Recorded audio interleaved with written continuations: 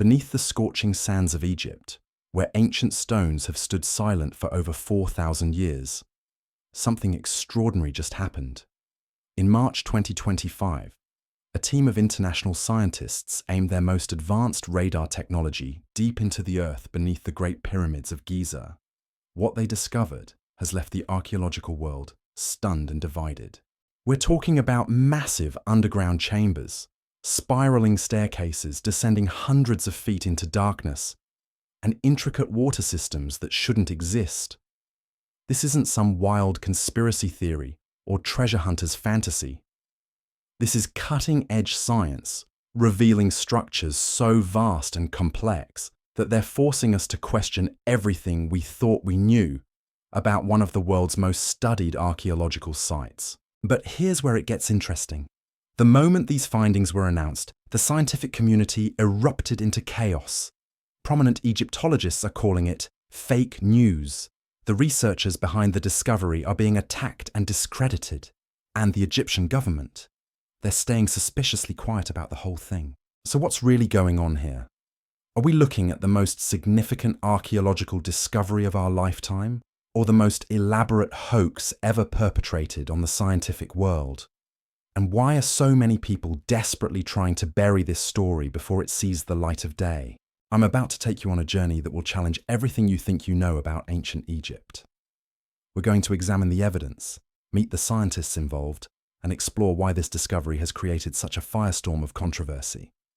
By the end of this investigation, you'll understand why some people believe we've just uncovered proof of a lost civilization, while others are convinced it's nothing more than wishful thinking and faulty science. But I have to warn you, once you see what these scans revealed, you'll never look at the pyramids the same way again. And the implications of what might be hidden beneath those ancient stones could rewrite human history as we know it. The story begins not with picks and shovels, but with invisible waves of energy penetrating deep into the earth. Professor Corrado Malanga from the University of Pisa, working alongside Filippo Bianchi from the University of Strathclyde in Scotland, made a decision that would change everything. Instead of digging into one of the most protected archaeological sites on the planet, they would use synthetic aperture radar to see what no human eye had ever witnessed. Now, synthetic aperture radar isn't some science fiction gadget.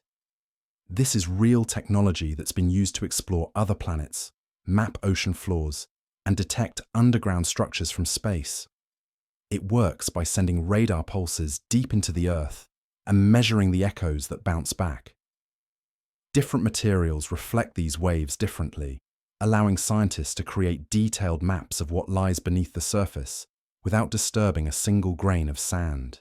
But when Malanga and his team turned this technology on the Giza Plateau, something incredible happened.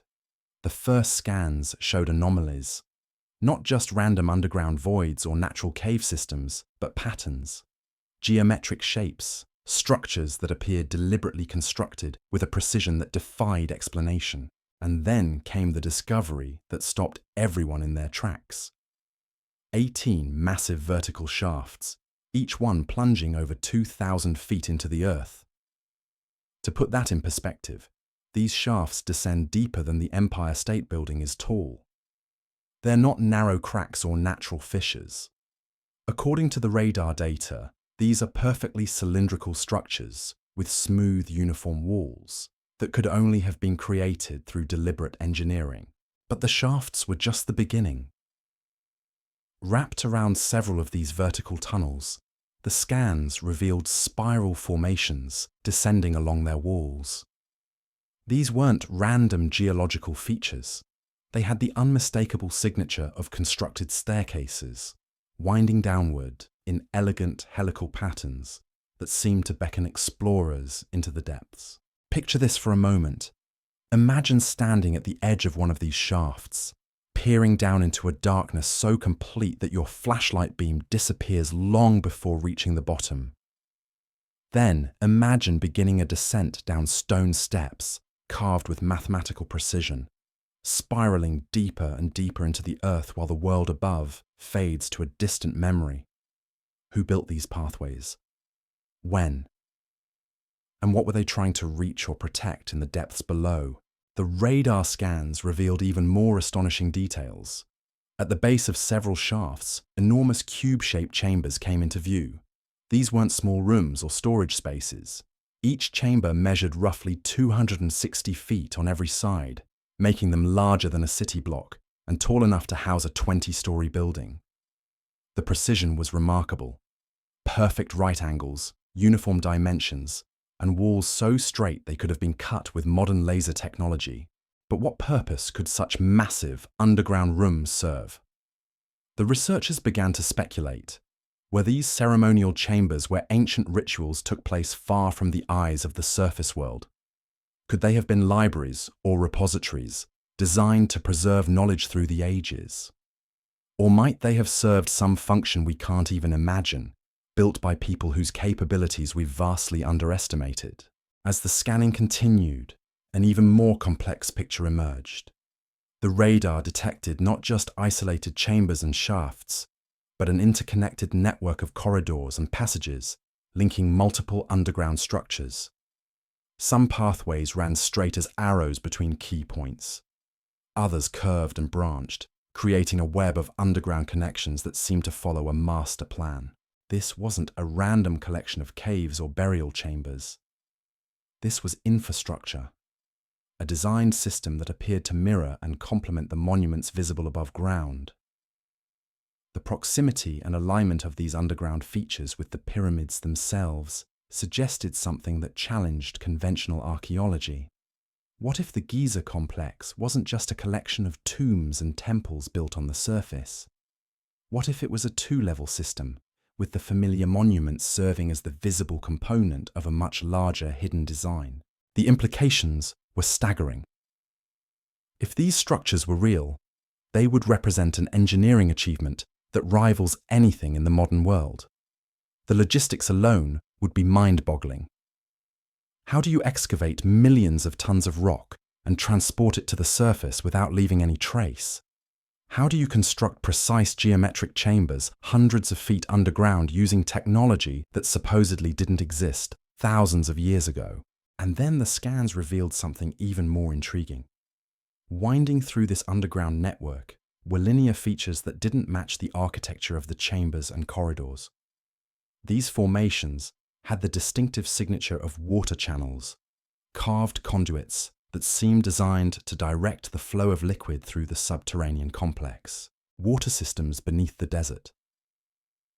The very idea seems impossible, yet the radar data was unmistakable. These weren't natural underground streams or random geological features. They showed signs of intelligent design, with engineered slopes, deliberate routing, and connections to the major underground structures. Some channels appeared to link directly to the massive cube chambers, while others seemed to follow the spiral staircases down into the depths. The presence of water systems added an entirely new dimension to the mystery. In ancient Egyptian cosmology, water wasn't just a practical necessity.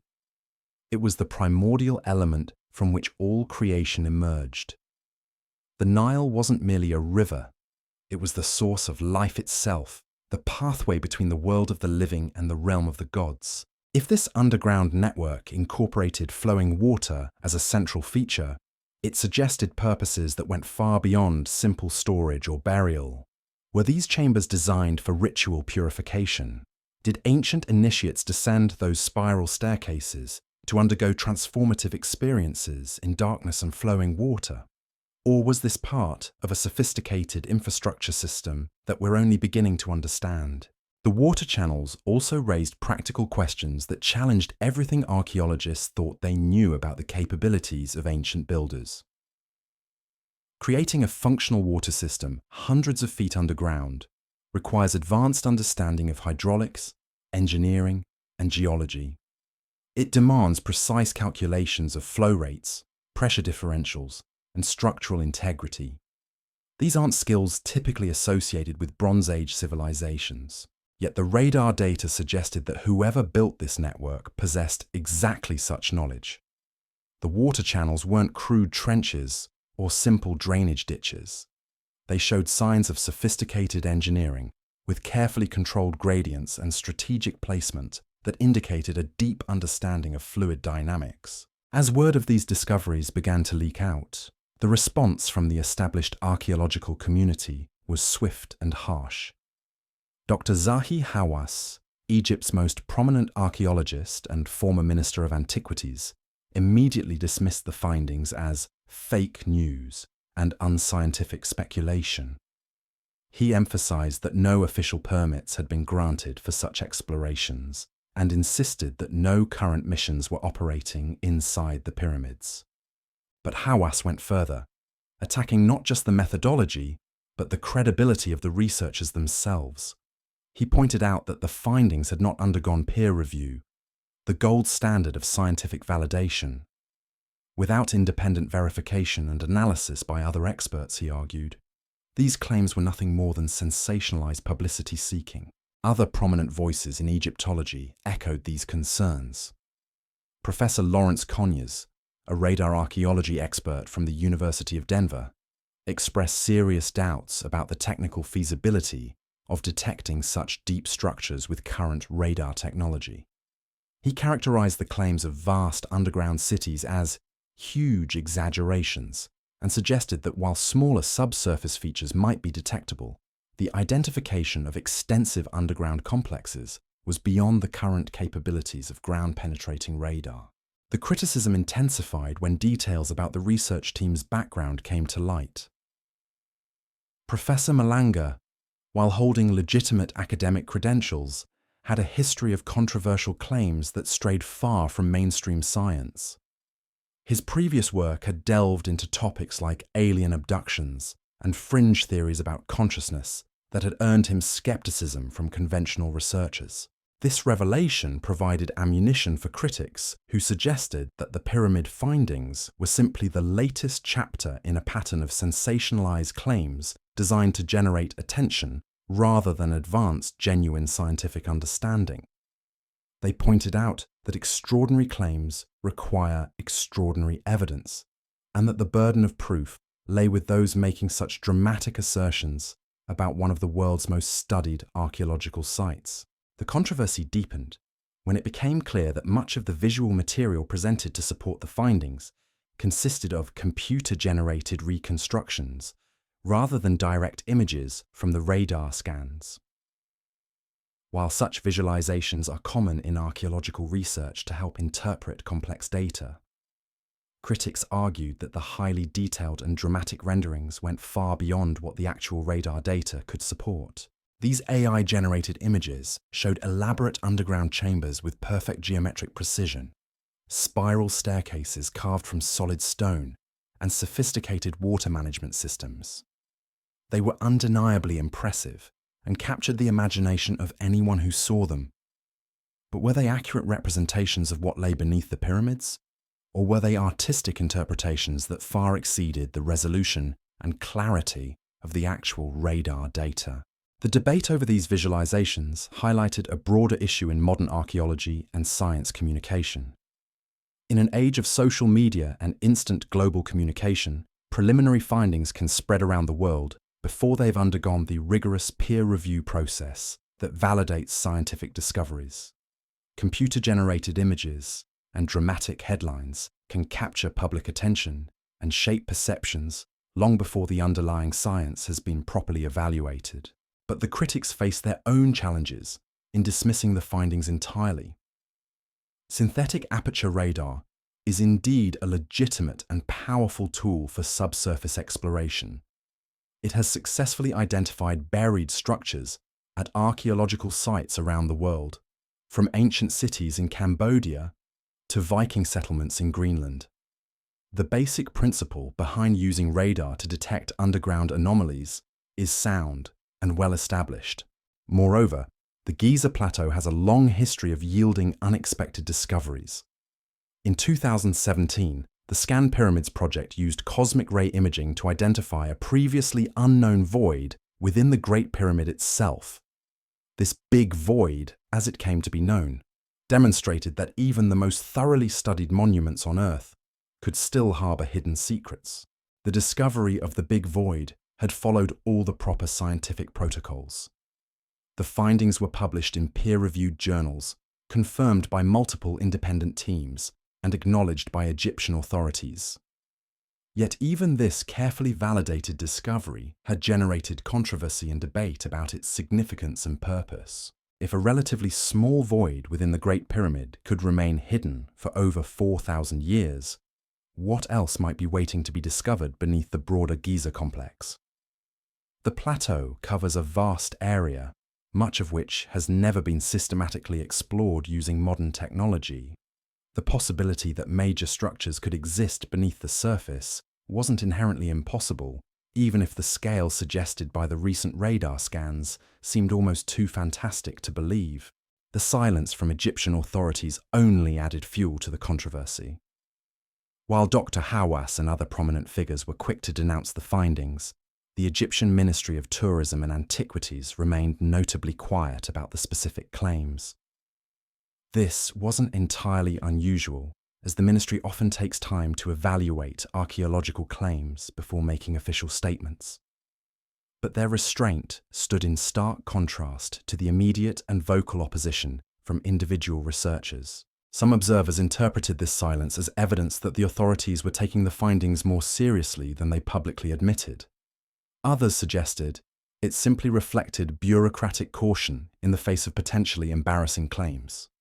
But the lack of an official response left room for speculation and conspiracy theories to flourish. Adding to the mystery was the question of how such extensive underground structures could have been constructed and then completely forgotten by history. Ancient Egypt left behind extensive written records, detailed architectural plans, and countless inscriptions describing major construction projects.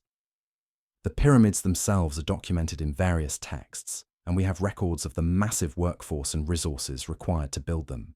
Yet, there are no known hieroglyphic texts, papyrus documents, or stone inscriptions that mention the construction of vast underground chambers beneath Giza. No ancient Greek or Roman historians, despite their fascination with Egyptian monuments, ever described such hidden structures. The absence of any historical reference to these underground works seemed to argue against their existence. But proponents of the discovery had their own explanations for this historical silence. They pointed out that ancient Egypt was a civilization that carefully guarded its most sacred secrets. The deepest religious mysteries were known only to the highest levels of the priesthood, and the most important rituals were conducted far from public view. If these underground chambers served ceremonial or religious purposes, their existence might have been deliberately concealed from outsiders and even from most Egyptians themselves. There was also the possibility that knowledge of these structures had been lost during the various periods of upheaval in Egyptian history. The country had been conquered by Persians, Greeks, Romans, Arabs, and others over the millennia. Libraries had been burned, temples destroyed, and priestly traditions disrupted. It was entirely possible that records of underground construction projects had been among the knowledge that disappeared during these turbulent times. The research team behind the discovery found themselves caught in an increasingly bitter academic battle. Professor Malanga and his colleagues maintained that their methodology was sound and that the radar data clearly showed artificial structures beneath the plateau. They argued that their critics were rushing to judgment without properly examining the evidence, and that the negative reaction was driven more by professional jealousy and institutional resistance to new ideas than by genuine scientific concerns. In interviews and social media posts, Malanga defended his team's work with growing frustration. He pointed out that many revolutionary archaeological discoveries had initially been met with skepticism and opposition from established authorities. Heinrich Schliemann's discovery of Troy had been dismissed by experts who insisted the city was purely mythical. Howard Carter's work in the Valley of the Kings had been criticized as treasure hunting rather than serious archaeology. Even more recently, the discovery of Göbekli Tepe in Turkey had challenged fundamental assumptions about the development of human civilization. The pattern seemed to repeat itself whenever new evidence emerged that challenged conventional wisdom about the past. Established experts invested in existing theories and interpretations, often resisted findings that threatened to overturn decades of accepted scholarship. Academic careers, research funding, and institutional reputations were all tied to maintaining certain versions of history. But Malanga's critics weren't backing down either. They pointed to his lack of transparency about the specific technical details of the radar surveys. While the team had released dramatic computer-generated visualizations, they had been reluctant to share the raw radar data that supposedly supported their interpretations. This secrecy made it impossible for other experts to independently verify the findings or offer alternative explanations for the anomalies. The absence of peer review remained a crucial sticking point. In legitimate scientific research, findings are subjected to rigorous evaluation by other experts in the field before being accepted as valid. This process helps identify methodological flaws, alternative explanations, and potential sources of error that the original researchers might have missed. Without this critical examination, even well-intentioned research can lead to false conclusions. Professor Conyers and other radar specialists also raised technical questions about the interpretation of the data. Ground-penetrating radar can indeed detect subsurface anomalies, but translating those signals into detailed architectural plans requires careful analysis and considerable expertise. Different types of rock, soil, and underground features can produce similar radar signatures, making it easy to misinterpret natural geological formations as artificial structures. The depth of the alleged structures also pose technical challenges. While synthetic aperture radar is more powerful than conventional ground-penetrating systems, its effectiveness decreases with depth. The claim that the technology had detected precise architectural details at depths of over 2,000 feet pushed the boundaries of what most experts considered technically feasible with current equipment. Meanwhile, independent researchers and amateur investigators began conducting their own analysis of the available information. Online communities dedicated to alternative archaeology and ancient mysteries seized on the pyramid findings as potential validation of long-held theories about advanced ancient civilizations. Forums and social media groups buzzed with speculation about the possible contents of the underground chambers and their implications for human history. Some connected the findings to the legendary Hall of Records, a mythical repository of ancient knowledge that various esoteric traditions claimed was hidden beneath the Giza Plateau. According to these beliefs, the hall contained detailed records of a pre-dynastic civilization that had possessed advanced technology and wisdom before vanishing from history. While mainstream archaeology had always dismissed such ideas as fantasy, the radar discoveries seemed to offer tantalizing hints that there might be more truth to these legends than previously believed. Others drew connections to theories about Atlantis, the lost civilization described by the ancient Greek philosopher Plato. If the underground structures were real and dated to before the known periods of Egyptian construction, they might represent evidence of the advanced culture that Plato had described. The sophisticated water management systems revealed by the radar scans seem particularly intriguing in this context, as Plato had specifically mentioned Atlantis's elaborate system of canals and waterways. But these speculative connections only provided more ammunition for critics who argued that the entire discovery was being driven by wishful thinking, rather than solid science.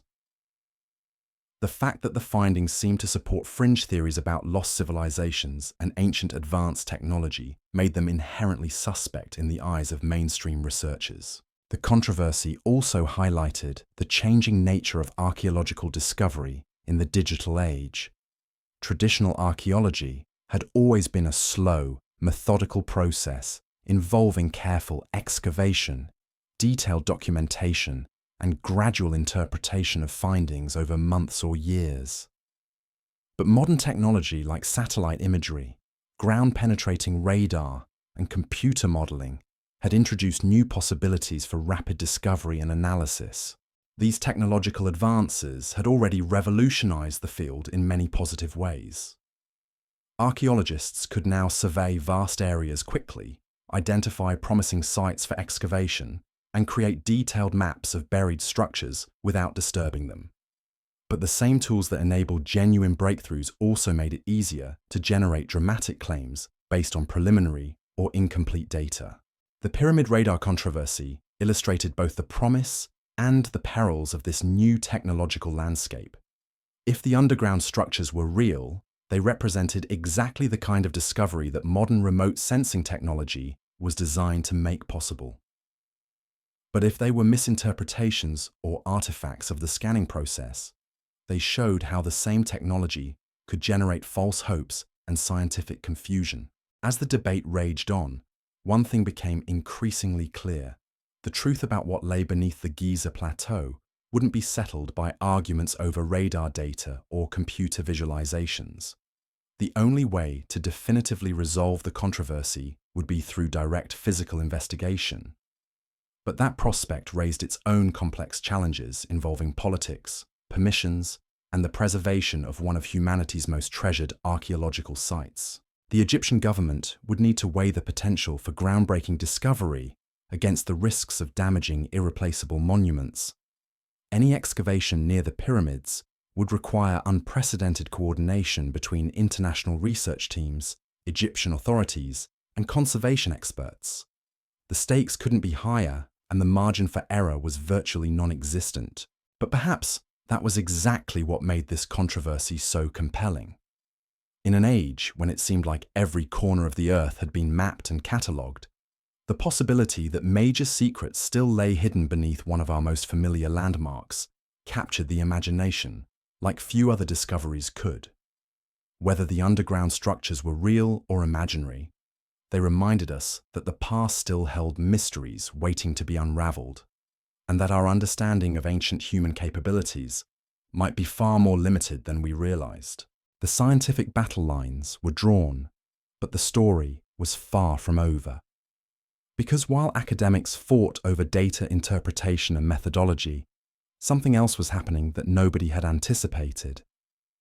Independent researchers around the world began pointing to evidence that had been hiding in plain sight for decades, evidence that suddenly took on new meaning in light of the radar discoveries. Dr. Robert Schoch, a geologist from Boston University, had spent years studying the weathering patterns on the Sphinx and its surrounding enclosure.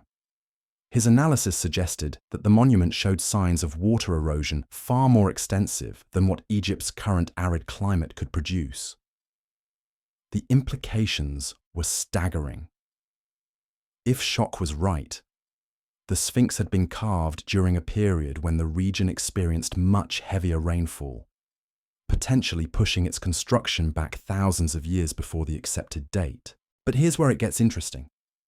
The radar scans showing elaborate water systems beneath the plateau suddenly provided a possible explanation for Schoch's findings. What if these underground channels hadn't just carried water for practical purposes? What if they had been part of a much larger hydrological system that once transformed the entire Giza complex? Picture this scenario. Instead of the barren desert landscape we see today, imagine the plateau as it might have existed thousands of years ago. Underground springs and channels feeding elaborate water features on the surface, cascading fountains, reflecting pools, and artificial rivers creating a lush oasis around the monuments. The Sphinx sitting not in sand, but surrounded by flowing water that carved the erosion patterns Schoch had identified. This wasn't just speculation anymore. Geological surveys of the Nile Valley had already confirmed that the region's climate had been dramatically different in prehistoric times. Core samples from ancient lake beds showed that what is now desert had once been green and fertile, with abundant rainfall and extensive water systems. The timeline of these climate changes had never been precisely correlated with human activity in the region, but the radar discoveries suggested a possible connection that nobody had considered before. Ancient Egyptian texts themselves provided tantalizing clues that researchers were now viewing in a new light. The pyramid texts, some of the oldest religious writings in human history, contained numerous references to underground journeys, subterranean waters, and hidden chambers where the dead would travel on their way to the afterlife. Scholars had always interpreted these as purely mythological concepts, symbolic representations of spiritual transformation. But what if they weren't entirely symbolic? What if these ancient writings were describing actual physical spaces that existed beneath the monuments? The texts spoke of the pharaoh's soul descending into the depths, traveling through dark corridors filled with flowing water and emerging transformed in vast chambers where gods waited to judge the dead. One passage in particular seemed almost prophetic in light of recent discoveries. It described the great deep beneath the sacred hill where waters flow in eternal circles and the steps of the gods descend beyond mortal sight. For centuries, Egyptologists had dismissed this as poetic language. Now it read like a blueprint. The implications extended far beyond Egypt. If these underground structures were real and dated to the periods suggested by geological evidence, they would represent a level of engineering sophistication that predated known civilization by millennia. The logistics alone defied conventional understanding of prehistoric human capabilities. Consider what would have been required. Excavating millions of cubic feet of solid limestone bedrock using tools that archaeologists insisted were limited to copper chisels and stone hammers. Hauling the debris to the surface and disposing of it without leaving any trace in the archaeological record. Carving precise geometric chambers and spiral staircases in complete darkness, hundreds of feet underground, with accuracy that would challenge modern construction techniques. Then, there was the question of workforce organization. The accepted timeline of pyramid construction already required marshalling thousands of workers, engineers, and craftsmen in a coordinated effort that represented one of humanity's greatest organizational achievements.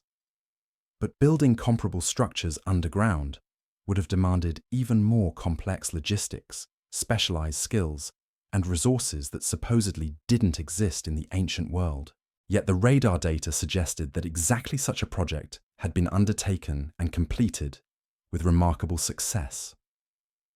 The underground chambers showed no signs of collapse or structural failure, despite having potentially supported their own weight for thousands of years.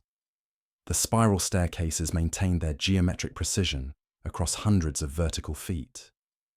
The water channels followed engineered gradients that indicated sophisticated understanding of hydraulic principles. Some researchers began exploring even more radical possibilities. What if the surface monuments and underground structures hadn't been built separately, but as integrated components of a single massive construction project? The precision alignment between above-ground and below-ground features suggested a level of planning and coordination that went far beyond anything previously attributed to ancient builders. This integrated design theory gained support from architectural analysis of the pyramids themselves. Engineers had long puzzled over certain features of the monuments that seemed unnecessarily complex or served no apparent function. Internal passages that led nowhere, chambers that appeared incomplete, and structural elements that seemed over-engineered for their supposed purposes. But if these features were designed to connect with underground systems, their mysterious characteristics suddenly made sense. The so-called unfinished subterranean chamber beneath the Great Pyramid, for instance, might not have been abandoned at all. It might have been the upper terminus of a much larger underground network, designed to provide access between the surface monuments and the hidden chambers below. The ascending and descending passages within the pyramid, with their precise angles and mysterious purposes, could have been components of a ventilation system designed to serve both surface and subsurface structures. The intricate internal geometry that had puzzled engineers for centuries might have been calculated to support not just the pyramid above, but massive excavated spaces below. This systems-level thinking opened up entirely new avenues of investigation. If the Giza complex had been designed as an integrated surface and subsurface facility, then understanding its true purpose would require examining both components together. The monuments that millions of tourists visited each year might represent only half of the story, with the other half buried beneath their feet. But proving this theory would require more than radar scans and computer models. It would demand physical access to the underground structures, direct examination of their construction techniques, and careful analysis of their relationship to the surface monuments. And that's where the story took another dramatic turn. Because while the scientific community continued its heated debate, rumors began circulating about unauthorized exploration attempts. Amateur researchers, treasure hunters, and conspiracy theorists weren't content to wait for official permission or peer review. Some were taking matters into their own hands, attempting to locate and access the underground structures through unofficial means. Egyptian security forces reported increased activity around the Giza Plateau, with individuals caught attempting to use ground-penetrating radar equipment without permits. Online forums buzzed with discussions of secret expeditions and covert scanning operations. Videos appeared on social media claiming to show evidence of hidden entrances and concealed passages, though their authenticity remained highly questionable. The Egyptian government found itself in an increasingly difficult position.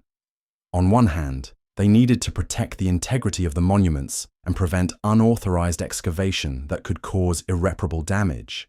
On the other hand, the growing international attention and speculation was generating exactly the kind of publicity that could boost tourism revenue if properly managed. Dr. Hawass and other Egyptian officials began walking a careful line, maintaining their skepticism about the specific radar claims while acknowledging that the Giza Plateau undoubtedly contained undiscovered features. They announced plans for a comprehensive scientific survey using multiple independent research teams and technologies, but emphasized that any investigation would be conducted under strict official supervision. This measured response did little to satisfy either critics or supporters of the underground structure theory. Skeptics saw it as an attempt to legitimize questionable claims through official endorsement. Believers interpreted it as evidence that authorities were taking the discoveries more seriously than they publicly admitted. Meanwhile, the technology that had started the entire controversy continued to evolve. New advances in synthetic aperture radar, ground-penetrating sonar, and seismic imaging were providing increasingly detailed pictures of subsurface structures at archaeological sites around the world. Each technical improvement raised the possibility that the Giza scans could be refined and verified with greater precision, but technology alone couldn't resolve the fundamental questions about what the data actually showed. The interpretation of remote sensing data remained as much art as science, requiring expertise, experience, and judgment that could vary significantly between different researchers. The same radar signatures that one expert interpreted as artificial chambers might appear to another as natural geological formations. This interpretive challenge highlighted a broader issue in modern archaeology. As technology became more sophisticated and data more abundant, the risk of seeing patterns that didn't actually exist grew alongside the potential for genuine discovery. The human brain's tendency to find meaningful shapes in random data, known as pareidolia, could turn ambiguous radar signals into elaborate underground cities if researchers weren't careful about their assumptions and biases. Yet the same pattern recognition abilities that could lead to false discoveries were also essential for identifying real archaeological features. The challenge lay in distinguishing between genuine structural signatures and misleading data artifacts, a process that required not just technical skill, but deep understanding of geological processes, construction techniques, and site-specific conditions.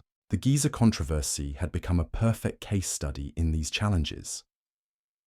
The radar data undoubtedly showed anomalies beneath the plateau, but what those anomalies represented remained hotly disputed.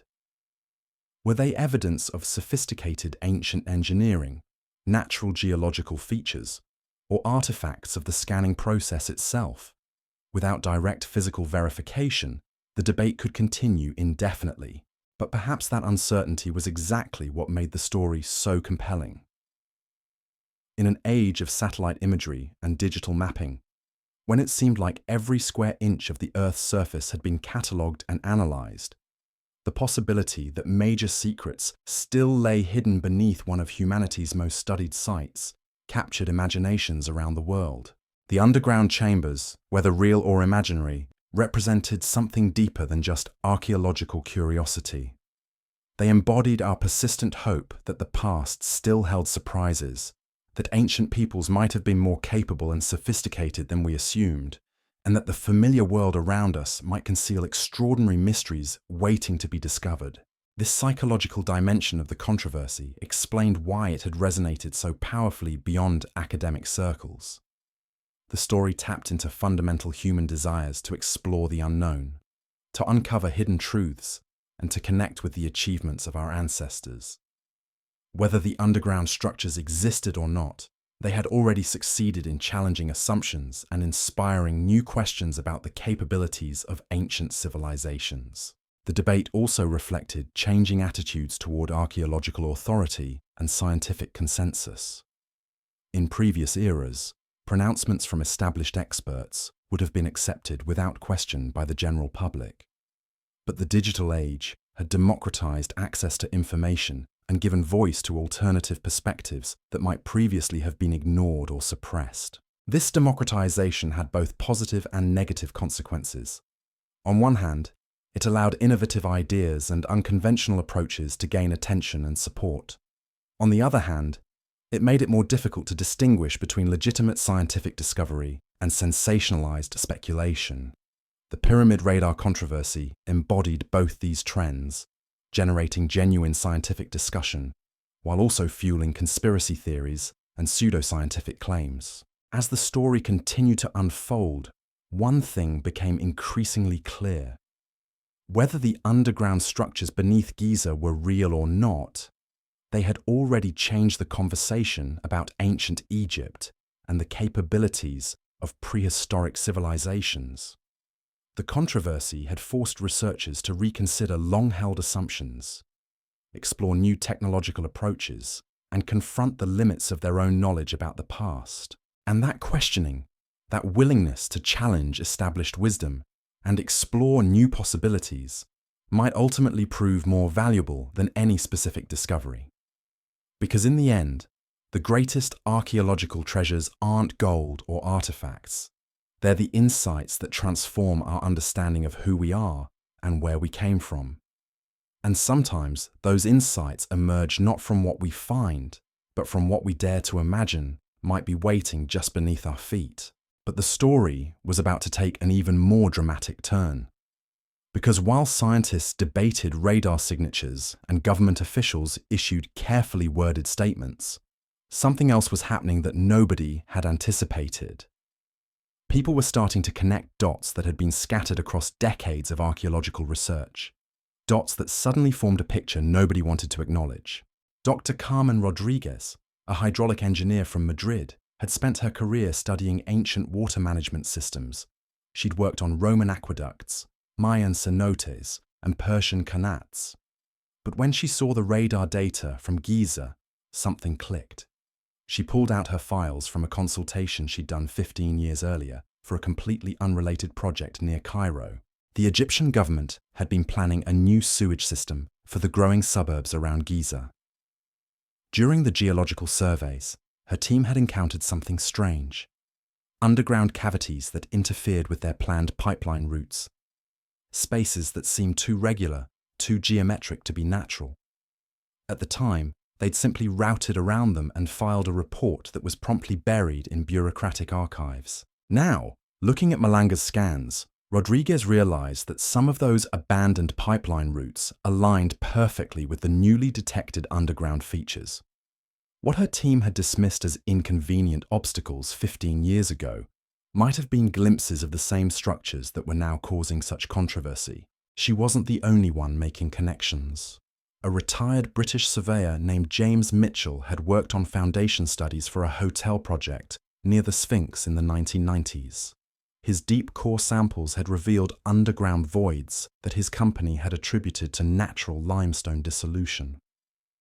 But the pattern of these voids, when mapped against the new radar data, showed suspicious correlations. Even more intriguing were reports from Egyptian construction workers who had labored on various projects around the plateau over the decades. Stories that had been dismissed as folklore or exaggeration suddenly took on new significance. Tales of tools falling through unexpected openings in the bedrock. Accounts of hearing echoes from underground spaces. Descriptions of air currents emerging from cracks in the stone. One particularly compelling account came from a foreman named Ahmed Hassan, who had supervised foundation work for a visitor centre in 2003. His crew had been digging trenches for utility lines when their excavator had broken through into what he described as a room made of stone blocks. The opening was quickly sealed with concrete, and Hassan was told to forget what he'd seen. The incident was never officially reported, but Hassan had told the story to his family and friends for years. These scattered accounts, individually dismissible as coincidence or fabrication, began to form a pattern when viewed collectively. They suggested that evidence of underground structures had been surfacing periodically for decades, only to be overlooked, explained away, or deliberately suppressed. The pattern of suppression was what made investigative journalist Sarah Chen suspicious. Chen had spent years reporting on archaeological cover-ups and antiquities smuggling throughout the Middle East. She'd seen how inconvenient discoveries could disappear into bureaucratic limbo, how promising excavations could be suddenly shut down, and how researchers who asked uncomfortable questions could find their funding mysteriously withdrawn. When Chen began investigating the pyramid radar controversy, she discovered something disturbing. Several researchers who had previously reported underground anomalies near Giza had experienced career setbacks shortly afterward. Dr. Marcus Webb, a geophysicist who had published papers about subsurface voids in the area, had been denied permits for follow-up research. Professor Lisa Hendricks, who had used ground-penetrating radar to map underground features near the Sphinx, had seen her funding cut and her university position eliminated. These weren't necessarily deliberate punishments for inconvenient discoveries. Academic careers are precarious, and funding is always competitive. But the pattern suggested that research into underground structures at Giza was considered particularly risky for professional advancement. Chen's investigation revealed an even more troubling possibility. According to several sources who spoke on condition of anonymity, there had been unofficial exploration of underground spaces near the pyramids dating back decades. Not the careful documented work of legitimate archaeologists, but secretive operations conducted by individuals with unclear motivations and uncertain credentials. One source, a former Egyptian antiquities official, claimed that in the 1980s, certain foreign nationals had been granted unusual access to restricted areas of the plateau, under circumstances that were never fully documented.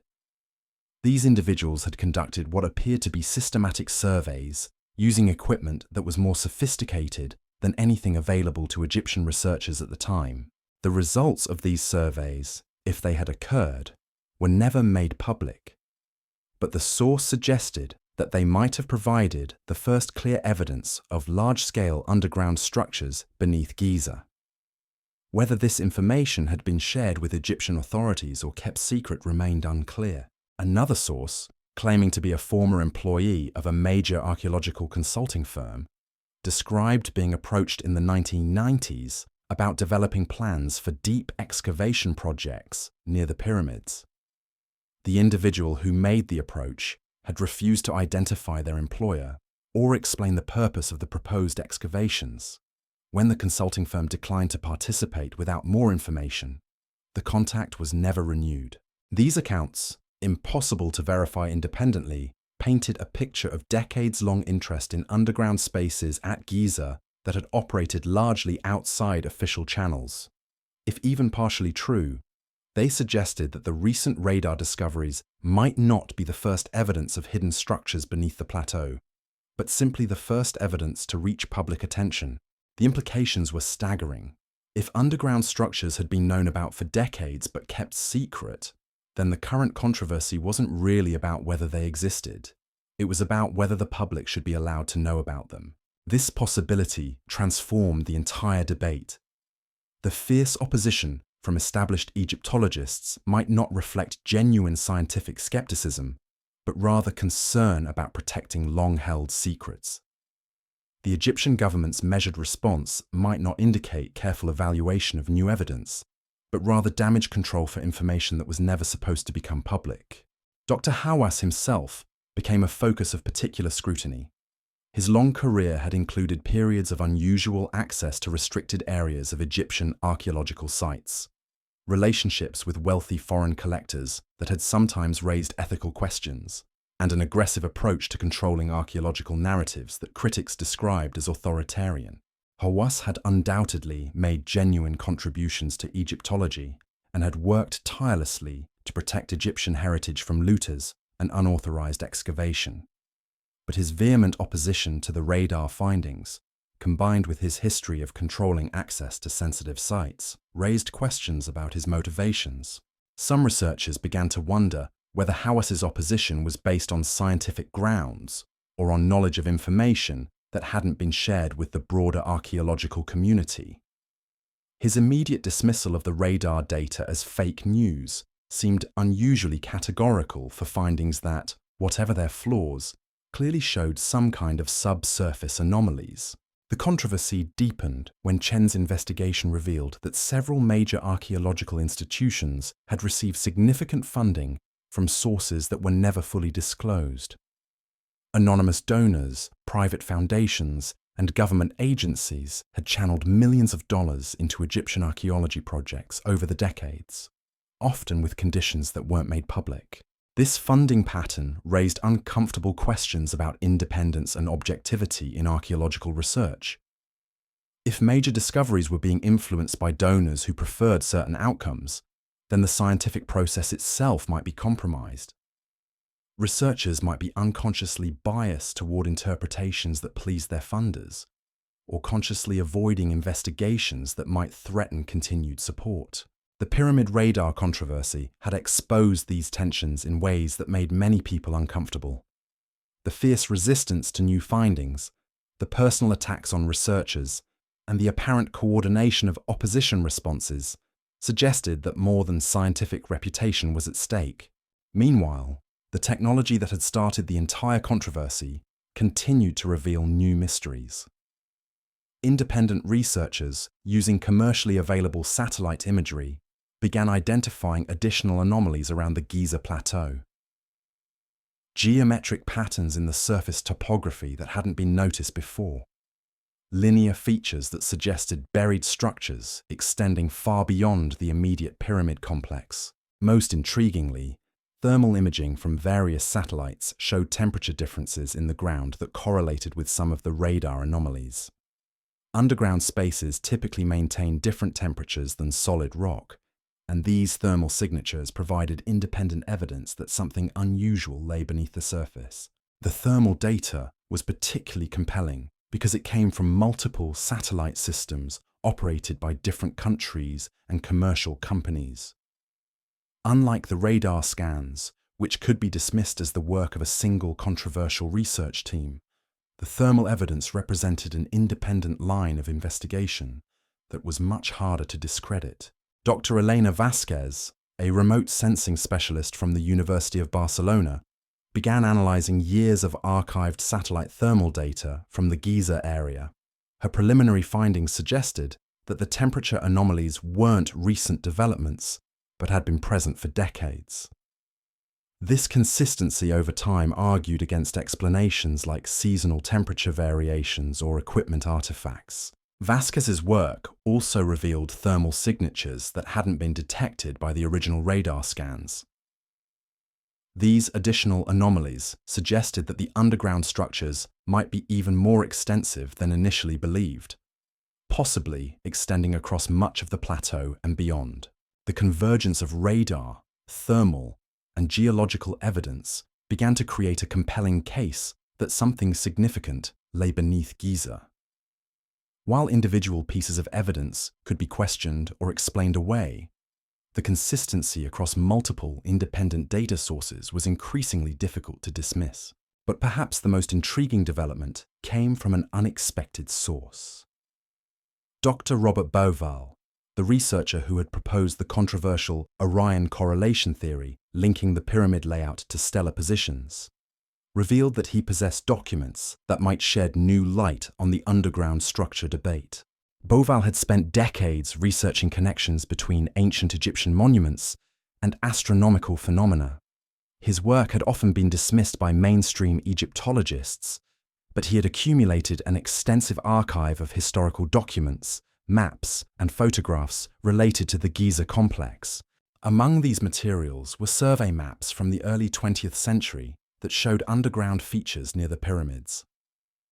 These maps, created during British colonial administration of Egypt, had been filed away and forgotten for nearly a century.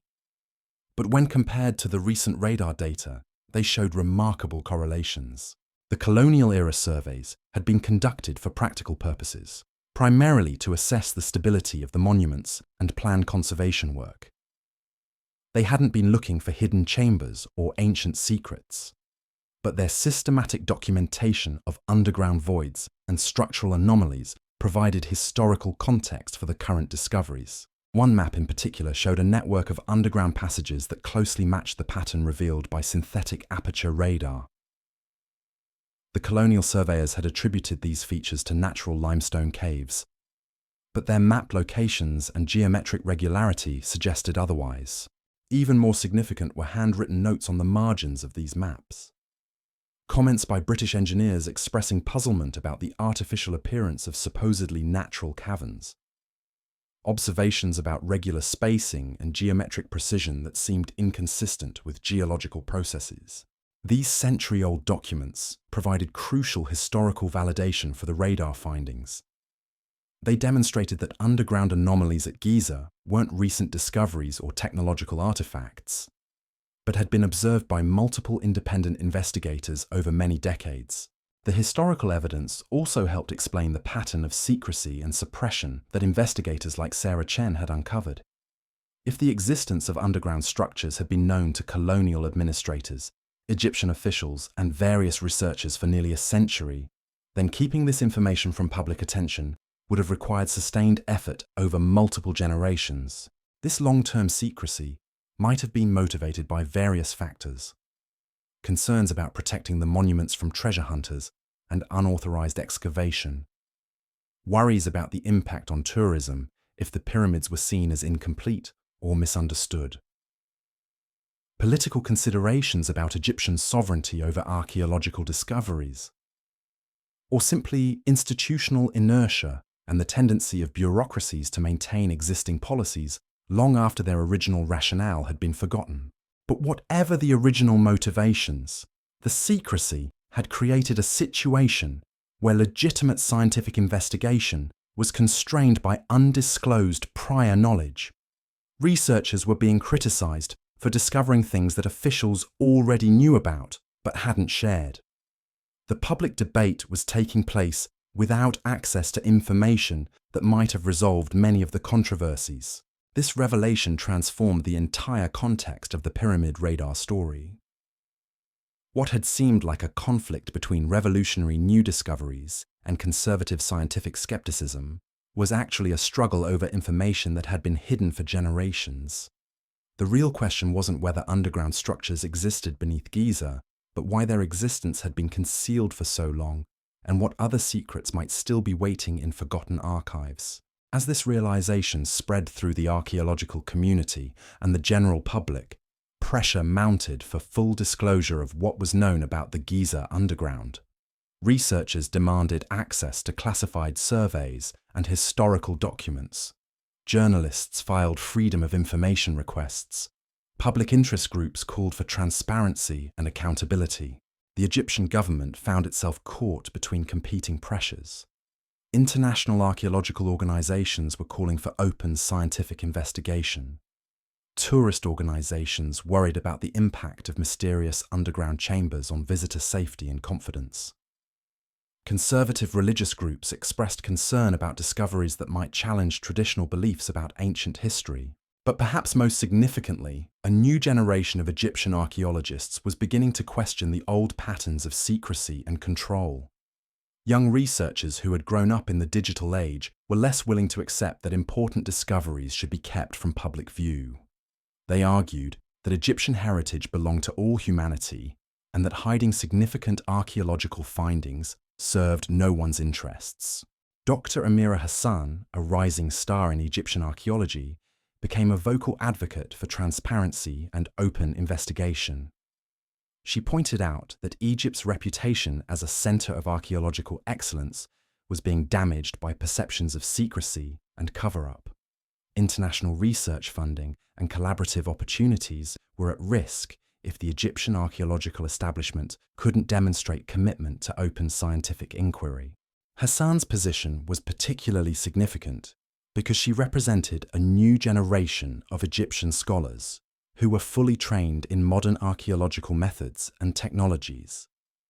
Unlike their predecessors, who had often worked in isolation from international standards and practices, these younger researchers were integrated into global scientific networks and understood the importance of peer review and transparent methodology.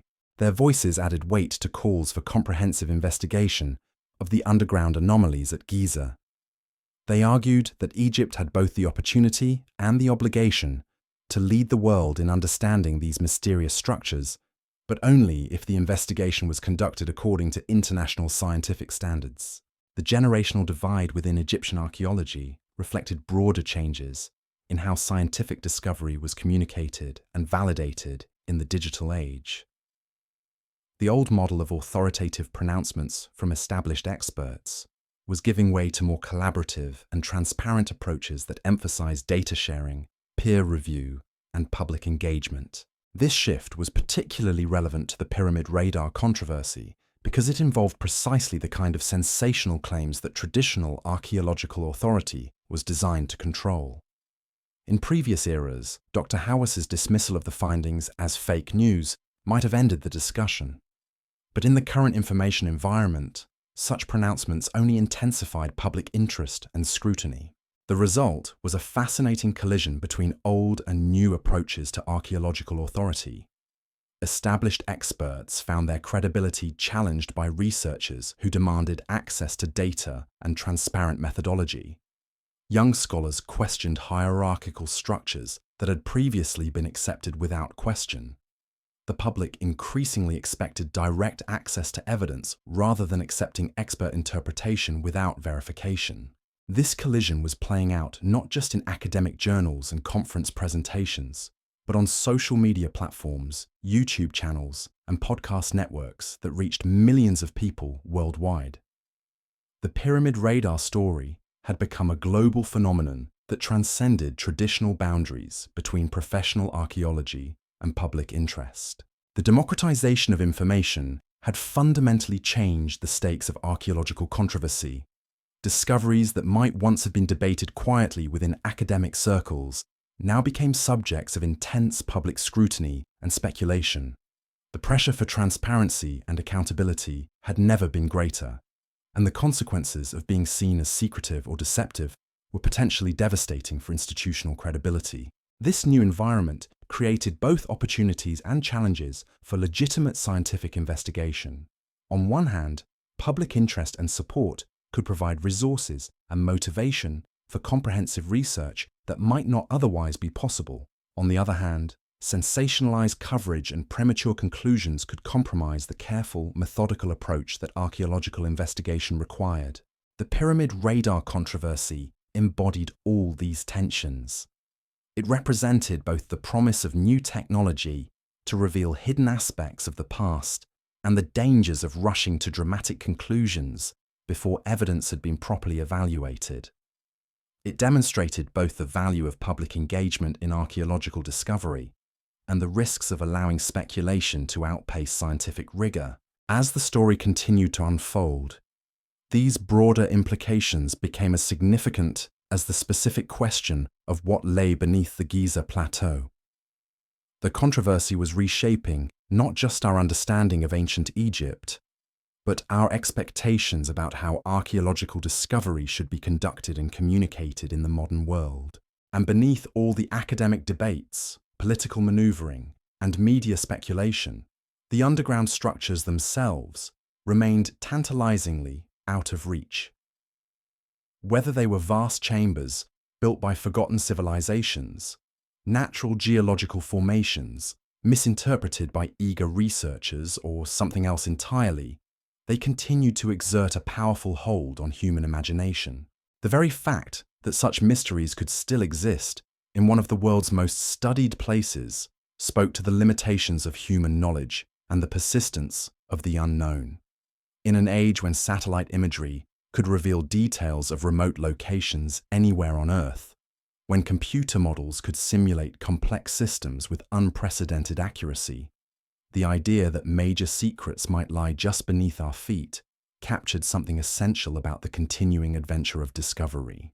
The implications of these historical documents went far beyond simple validation of radar data. They suggested a deliberate pattern of information control that had persisted across different governments, colonial administrations, and archaeological institutions for over a century.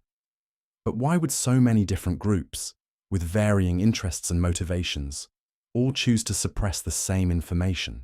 The answer might lie in the sheer magnitude of what was potentially hidden beneath the sands. If the underground structures were as extensive as the evidence suggested, their discovery would fundamentally alter our understanding of ancient Egyptian civilization.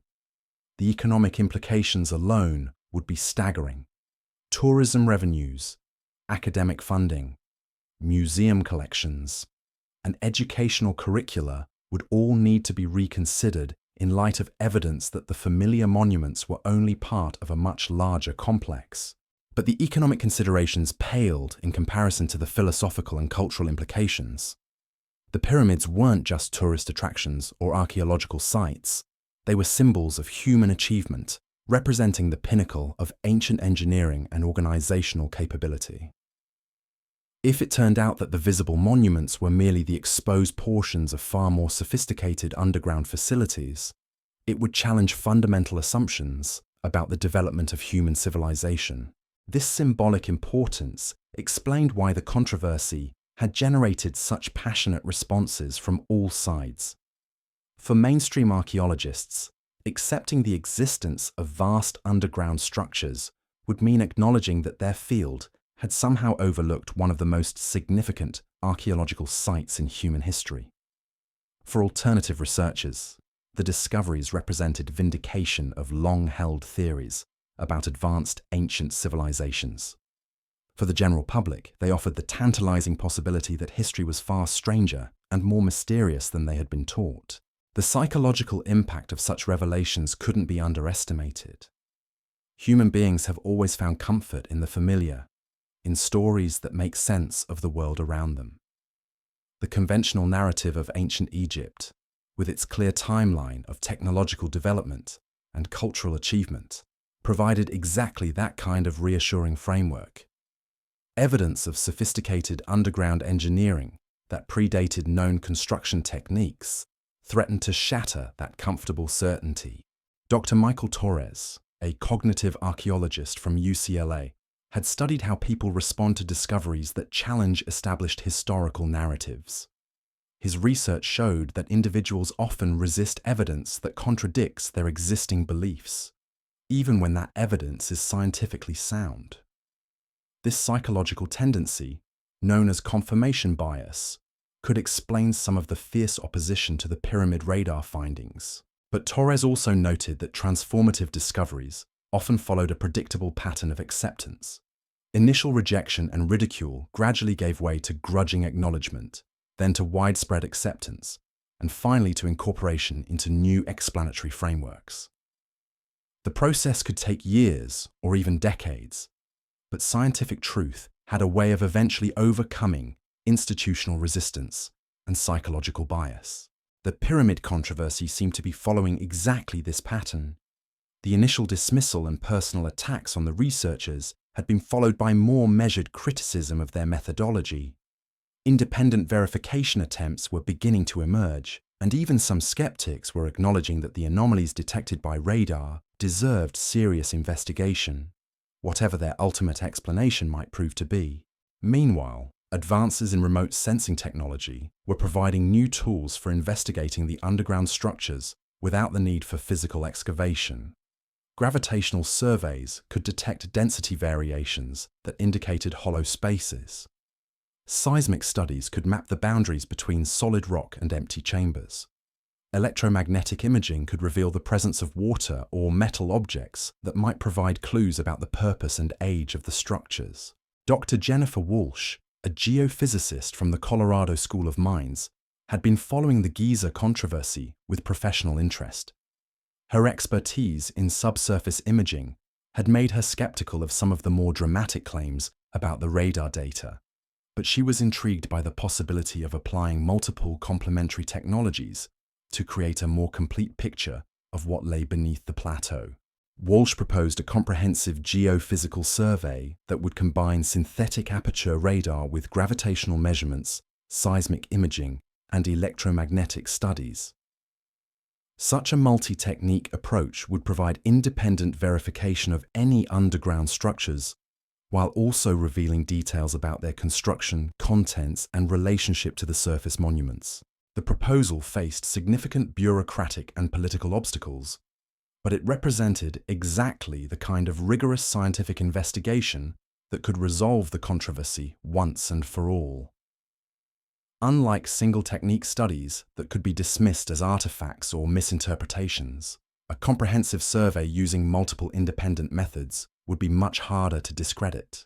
The Egyptian Ministry of Tourism and Antiquities found itself under increasing pressure to authorize such comprehensive studies. Public interest in the underground structures had reached a fever pitch, with social media discussions, documentary proposals, and tourism inquiries all focusing on the mysterious chambers beneath the pyramids.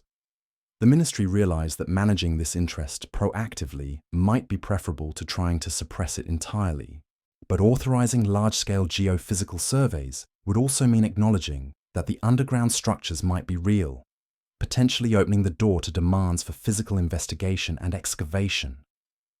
The ministry had to balance scientific curiosity against conservation concerns, international pressure against domestic political considerations, and transparency against the traditional preference for controlling archaeological narratives. The decision-making process was further complicated by the involvement of international stakeholders. UNESCO, which had designated the Giza complex as a World Heritage Site, had obligations to ensure that any investigation met the highest standards of scientific rigor and conservation practice. Other countries with active archaeological programs in Egypt had their own interests in the outcome of the controversy. Academic institutions worldwide were watching the situation closely, recognizing that the precedent set at Giza could influence how controversial archaeological claims were handled elsewhere. Professional societies and journals were grappling with questions about peer review standards, publication ethics, and the role of social media in scientific communication. The controversy had also attracted attention from unexpected quarters. Technology companies saw opportunities to showcase advanced imaging and analysis capabilities. Documentary filmmakers were competing for access and exclusive footage. Publishers were commissioning books about the discoveries. The commercial dimensions of the story were becoming as complex as the scientific ones. This commercialization created additional complications for legitimate research. Scientists who might have preferred to work quietly and methodically found themselves under pressure to produce dramatic results that could be packaged for popular consumption. The distinction between rigorous investigation and sensationalized entertainment was becoming increasingly blurred. Dr. Patricia Reeves, a science communication specialist from Oxford University, had studied how archaeological discoveries were covered in popular media. She noted that stories about hidden chambers and lost civilizations were particularly prone to exaggeration and misinterpretation. The pyramid radar controversy exhibited all the classic symptoms of a story that had been amplified beyond what the actual evidence could support. But Reeves also recognized that public interest in archaeological discovery was a valuable resource that shouldn't be wasted. The challenge was channeling that interest toward legitimate scientific investigation, rather than allowing it to fuel speculation and conspiracy theories. This required careful communication strategies that acknowledged uncertainty while maintaining scientific standards. The pyramid controversy was becoming a case study in the challenges of conducting archaeology in the digital age. Traditional approaches to controlling information and managing public expectations were proving inadequate in an environment where anyone could access satellite imagery, share theories on social media, and organize independent investigation efforts. Some researchers were beginning to embrace this new environment, recognizing that public engagement could provide resources and support that weren't available through traditional funding channels. Crowdfunding campaigns, citizen science projects, and open-source data analysis were creating new models for archaeological investigation that bypassed institutional gatekeepers. Dr. Mark Stevens, a digital archaeologist from the University of Virginia, had pioneered several successful crowdsourced research projects. He argued that the pyramid radar controversy represented an opportunity to demonstrate the value of collaborative investigation that combined professional expertise with public enthusiasm and technological innovation. Stevens proposed creating an open-source platform where researchers worldwide could contribute analysis of the Giza radar data, thermal imagery, and historical documents. Such a collaborative approach would provide independent verification of findings while also engaging the public in legitimate scientific investigation rather than speculation. The proposal faced resistance from traditionalists, who worried about quality control and the potential for misinformation to spread through unregulated channels. But it also attracted support from researchers who recognized that the conventional peer review system was struggling to keep pace with the speed of technological development and public interest. Meanwhile, the original research team, led by Professor Malanga, was working to address the methodological criticisms that had been raised about their work. They were preparing detailed technical documentation of their radar surveys, seeking independent verification of their data analysis, and collaborating with other researchers to conduct additional studies using different technologies. Malanga acknowledged that his team's initial presentation of the findings had been premature and perhaps overly dramatic. The computer-generated visualizations that had captured public attention were artistic interpretations rather than literal representations of the radar data. But he maintained that the underlying evidence for underground structures was solid and deserved serious scientific investigation rather than dismissal based on personal attacks or institutional bias. The team was also working to address questions about the technical feasibility of detecting such deep structures with synthetic aperture radar. They had consulted with radar engineers and geophysicists to refine their analysis methods and ensure that their interpretations were consistent with the known capabilities and limitations of the technology. These efforts to improve the scientific rigor of the research were beginning to have an impact on the broader archaeological community. Some researchers who had initially dismissed the findings were now expressing cautious interest in seeing more detailed data and analysis. The tone of the debate was shifting from outright rejection toward more measured skepticism and calls for additional investigation. Dr. Laura Mitchell, an Egyptologist from Cambridge University who had initially been critical of the radar claims, published a thoughtful analysis of the controversy in the Journal of Egyptian Archaeology. While maintaining her skepticism about the more dramatic interpretations of the data, she acknowledged that the anomalies detected beneath Giza deserve systematic investigation using multiple independent methods. Mitchell's analysis was significant because it represented a bridge between the opposing camps in the controversy. She demonstrated that it was possible to maintain scientific skepticism while still recognizing the value of investigating unusual findings. Her approach suggested a path forward that could satisfy both critics and proponents of the underground structure theory. The shift toward more constructive dialogue was also reflected in discussions within Egyptian archaeological institutions. Young researchers who had initially been reluctant to comment publicly on such a controversial topic were beginning to voice support for comprehensive investigation. They argued that Egypt's scientific reputation would be enhanced rather than damaged by leading a rigorous study of the underground anomalies. This generational change in attitudes was crucial because it suggested that the traditional patterns of secrecy and control were becoming unsustainable. A new generation of archaeologists, trained in international standards and comfortable with digital communication, was less willing to accept authority-based explanations for suppressing potentially significant discoveries. The pressure for transparency was also coming from outside the archaeological community. Investigative journalists continued to uncover evidence of prior knowledge about underground structures at Giza. Freedom of information requests were forcing the release of previously classified documents. Public interest groups were organizing campaigns demanding full disclosure of what governments and institutions knew about the site. Sarah Chen's investigation had revealed additional documents suggesting that the underground structures had been a subject of quiet interest among intelligence agencies for decades. Declassified files from the Cold War era contained references to subsurface assets and strategic archaeological sites that seemed to include locations near the pyramids. These revelations added a geopolitical dimension to the controversy that went far beyond academic archaeology. If major powers had been secretly investigating the underground structures for national security purposes, it would explain the patterns of suppression and misinformation that researchers had encountered. The intelligence connections also raised questions about the true purpose of some archaeological expeditions that had been granted unusual access to restricted areas of the Giza Plateau over the decades. Were these legitimate scientific investigations, or were they cover stories for intelligence-gathering operations? Dr. Robert Hansen, a former CIA analyst who had specialized in archaeological intelligence during the Cold War, broke his decades-long silence about these operations in an interview with Chen.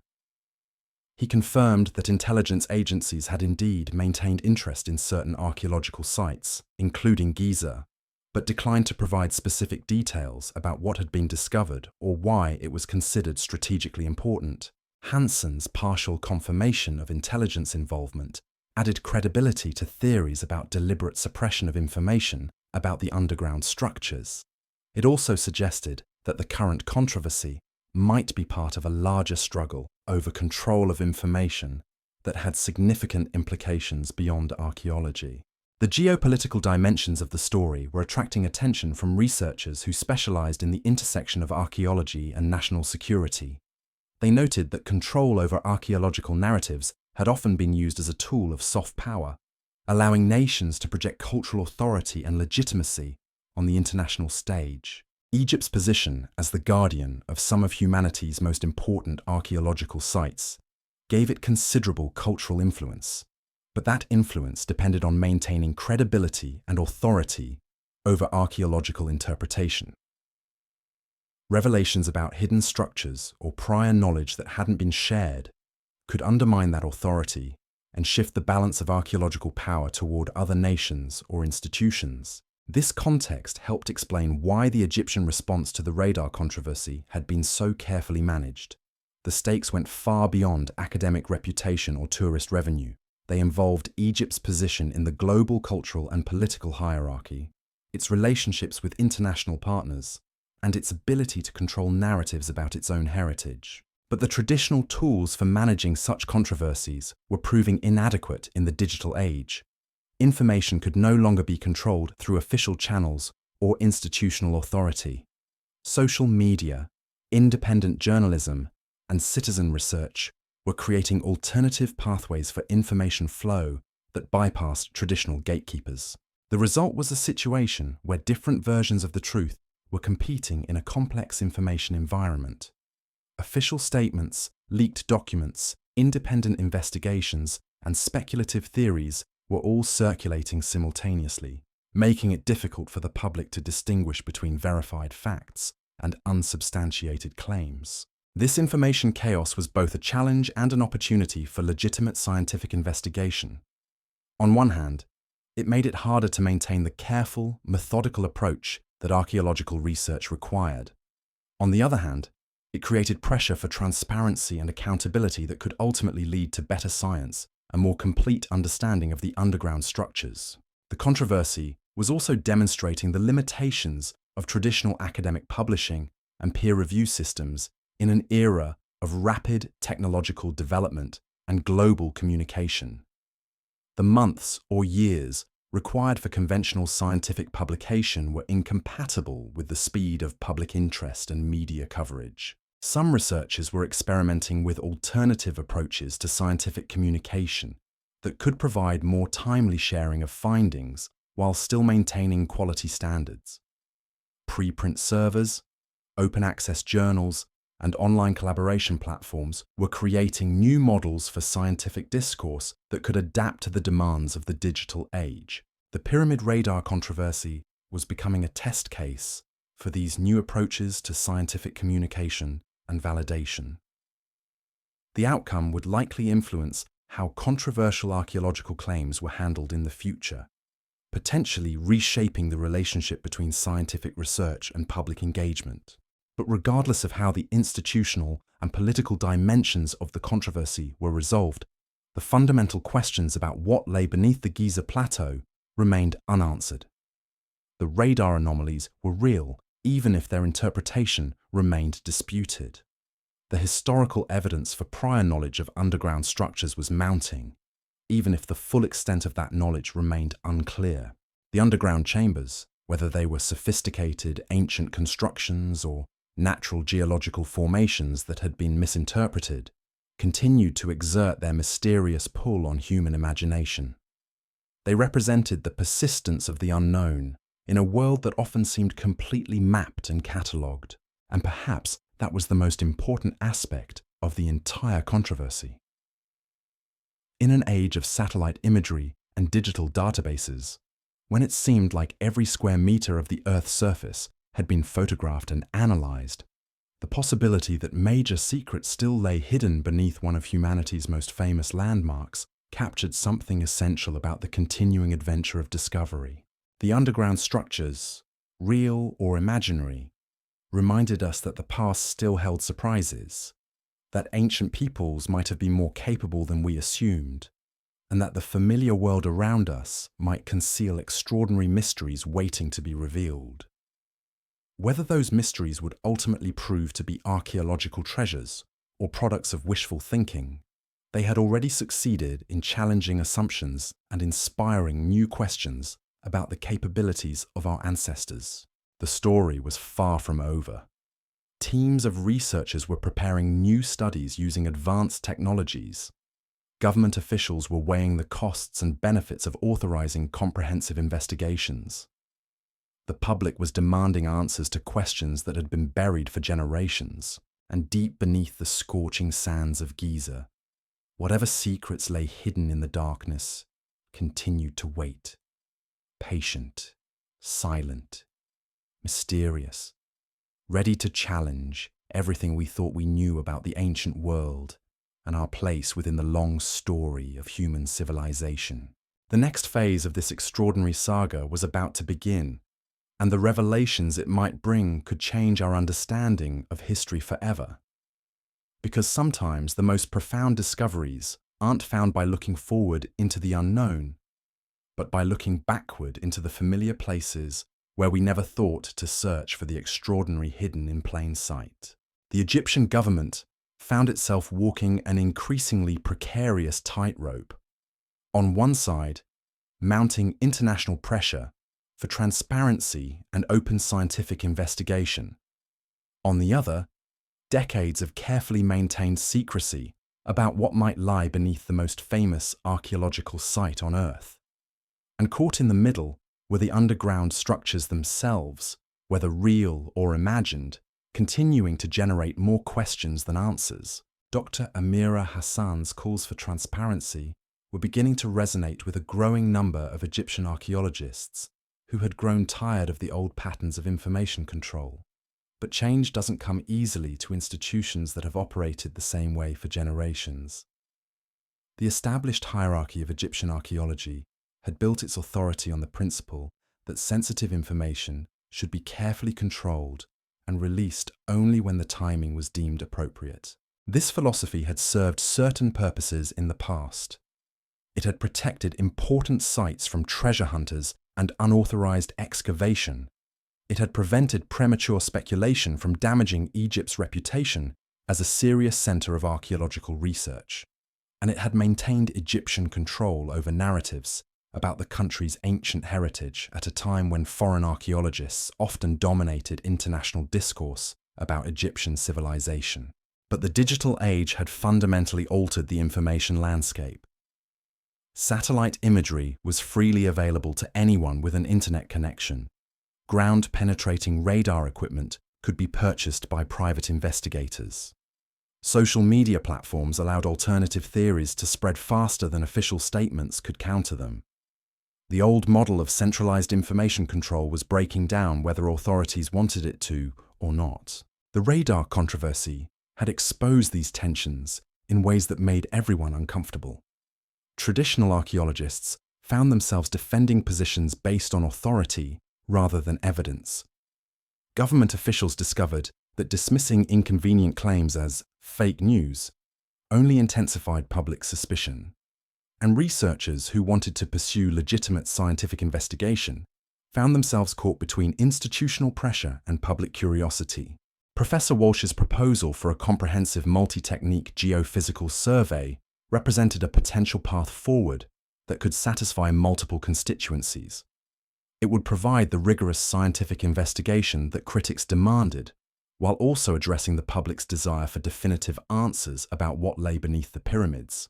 But implementing such a survey would require unprecedented cooperation between Egyptian authorities, international research institutions, and technology providers.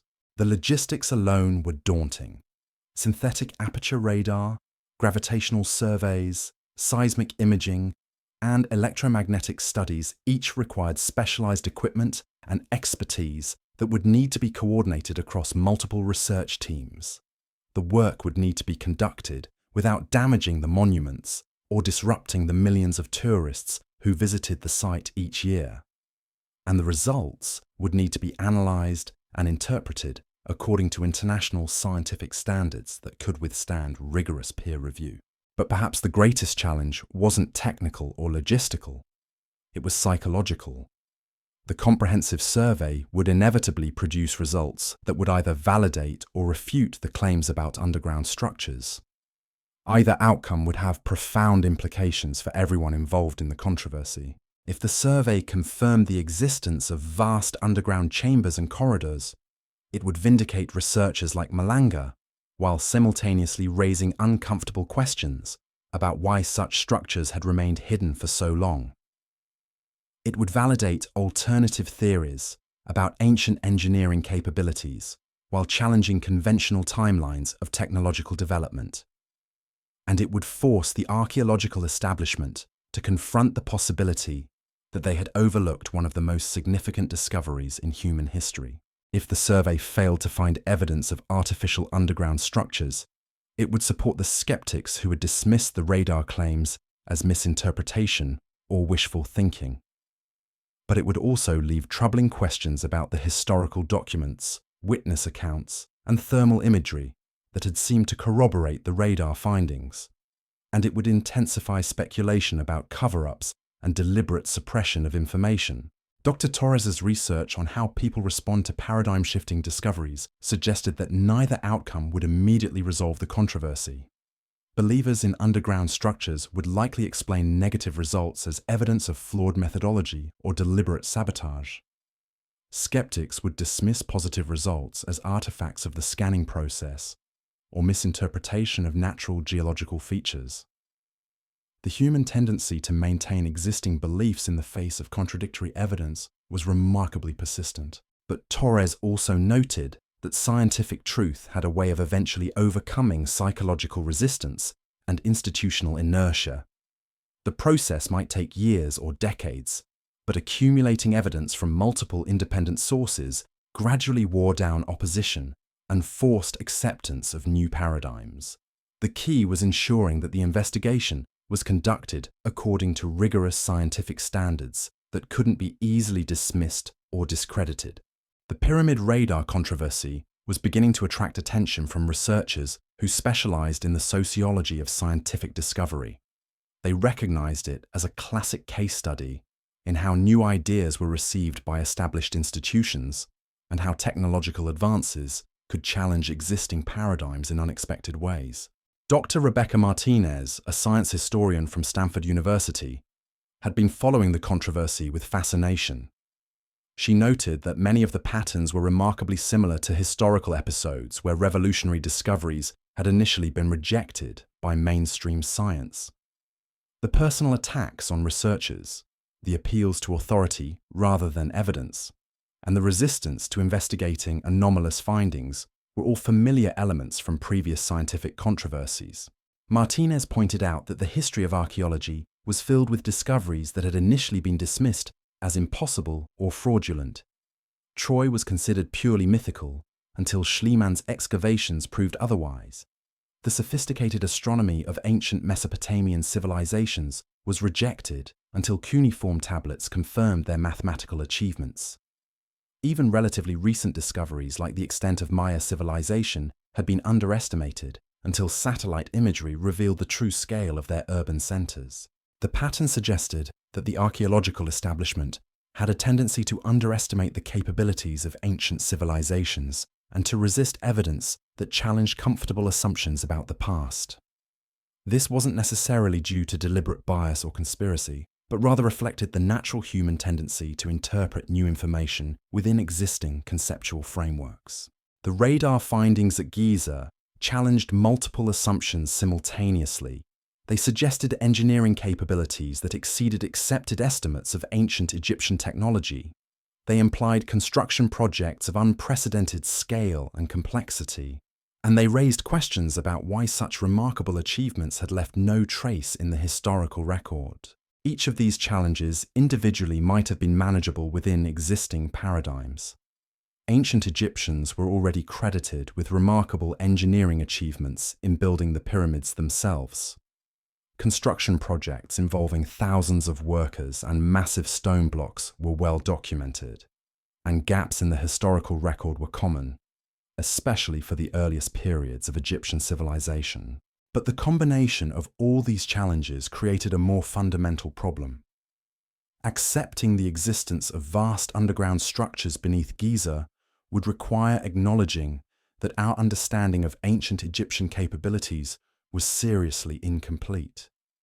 It would mean admitting that one of the most studied archaeological sites in the world had somehow concealed its most remarkable features for thousands of years. This kind of paradigm shift was never easy for any scientific field, but it was particularly difficult for archaeology, which depended heavily on accumulated expertise and established interpretive frameworks. Unlike fields like physics or chemistry, where new discoveries could be tested through controlled experiments, archaeological interpretation relied on complex webs of contextual knowledge that had been built up over generations of research. Challenging any part of this interpretive framework risked undermining confidence in the entire structure of archaeological knowledge. If experts had been wrong about something as fundamental as the extent of construction at Giza, what else might they have missed or misinterpreted? The implications went far beyond a single site or discovery. This broader context helped explain why the response to the radar findings had been so emotionally charged. It wasn't just about technical questions of data interpretation or methodological rigor. It was about the credibility and authority of an entire field of study that had staked its reputation on understanding the ancient world. But emotional responses, however understandable, weren't adequate substitutes for scientific investigation. The anomalies detected by radar were real phenomena that deserved explanation, regardless of their implications for existing theories or institutional comfort. The challenge was conducting that investigation according to rigorous standards, while managing the intense public interest and institutional pressures that surrounded the controversy. Professor Walsh's multi-technique survey proposal was gaining support from researchers who recognized that only comprehensive, independent investigation could resolve the questions raised by the radar findings. But organizing such a survey required navigating complex webs of academic politics, government regulations, and international diplomacy that made purely scientific considerations seem almost secondary. The Egyptian Ministry of Tourism and Antiquities was receiving pressure from multiple directions. International archaeological organizations were calling for transparent investigation of the underground anomalies. Tourism industry representatives were concerned about the impact of mysterious discoveries on visitor safety and confidence. Religious groups were expressing anxiety about findings that might challenge traditional beliefs about ancient history.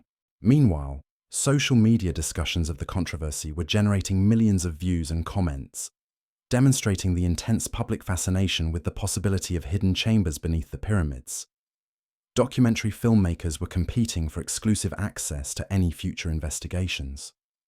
Publishers were commissioning books about the discoveries before their authenticity had been established.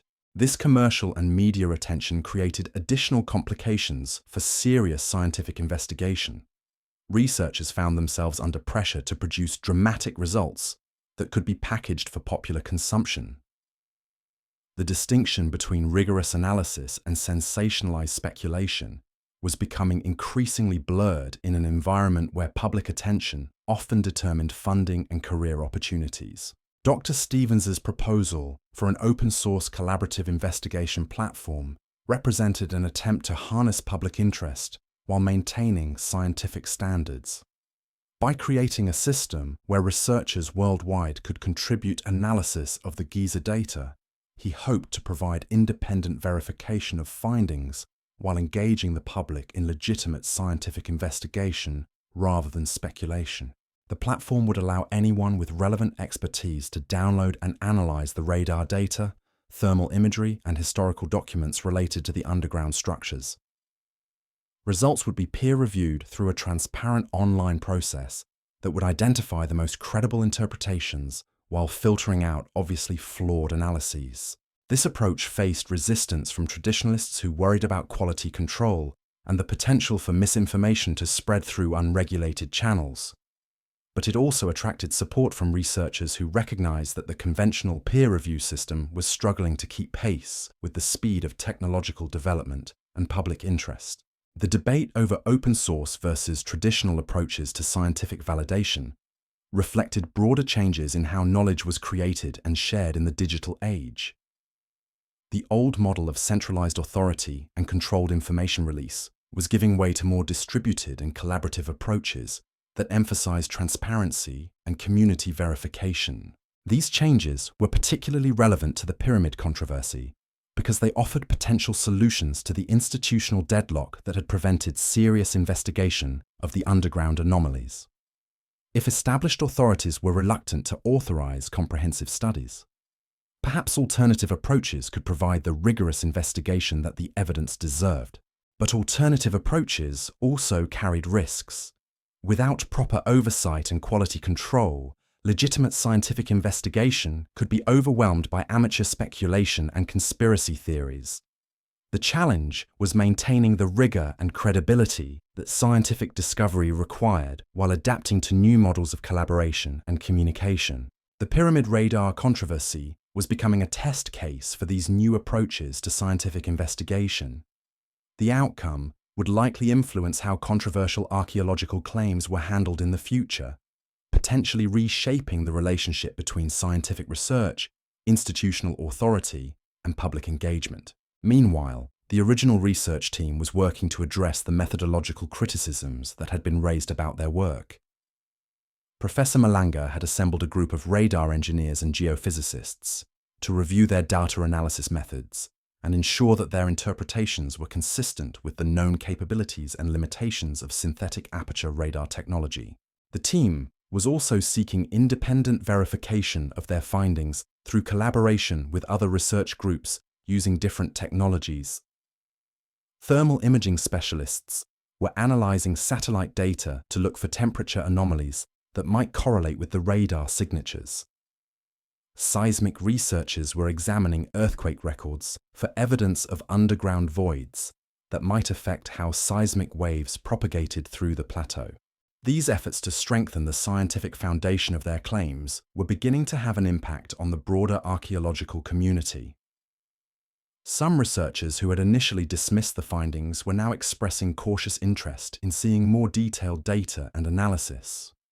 The tone of the debate was shifting from outright rejection toward more measured skepticism and calls for additional investigation.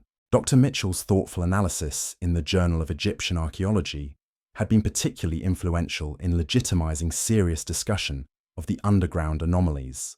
Her demonstration that it was possible to maintain scientific skepticism while still recognizing the value of investigating unusual findings had provided a model for other researchers who wanted to engage with the controversy without compromising their professional credibility. The shift toward more constructive dialogue was also reflected in discussions within international archaeological organizations. The World Archaeological Congress was planning a special session on remote sensing technologies and controversial discoveries. The International Association of Egyptologists was organizing a workshop on peer review standards for studies involving advanced imaging technologies. These professional developments suggested that the pyramid controversy was forcing the archaeological community to grapple with broader questions about how new technologies should be integrated into traditional research methods and how controversial claims should be evaluated and communicated. The questions were particularly urgent because remote sensing technologies were advancing rapidly, providing increasingly detailed images of subsurface features at archaeological sites around the world. Ground-penetrating radar, satellite imagery, and other non-invasive techniques were revealing buried structures, hidden chambers, and forgotten settlements with unprecedented clarity and precision. But the same technologies that enabled remarkable discoveries also created new opportunities for misinterpretation and sensationalization. Computer-generated visualizations could make tentative findings appear definitive. Preliminary data could be packaged as revolutionary discoveries before proper analysis had been completed. The speed of technological development was outpacing the traditional safeguards that ensured scientific accuracy and credibility. The pyramid radar controversy embodied all these challenges. It demonstrated both the potential of advanced imaging technologies to reveal hidden aspects of the past and the dangers of rushing to dramatic conclusions before evidence had been properly evaluated. It showed how public interest in archaeological discovery could provide valuable support for research, while also creating pressures that could compromise scientific rigor. The controversy was also highlighting the international dimensions of archaeological research in an increasingly connected world.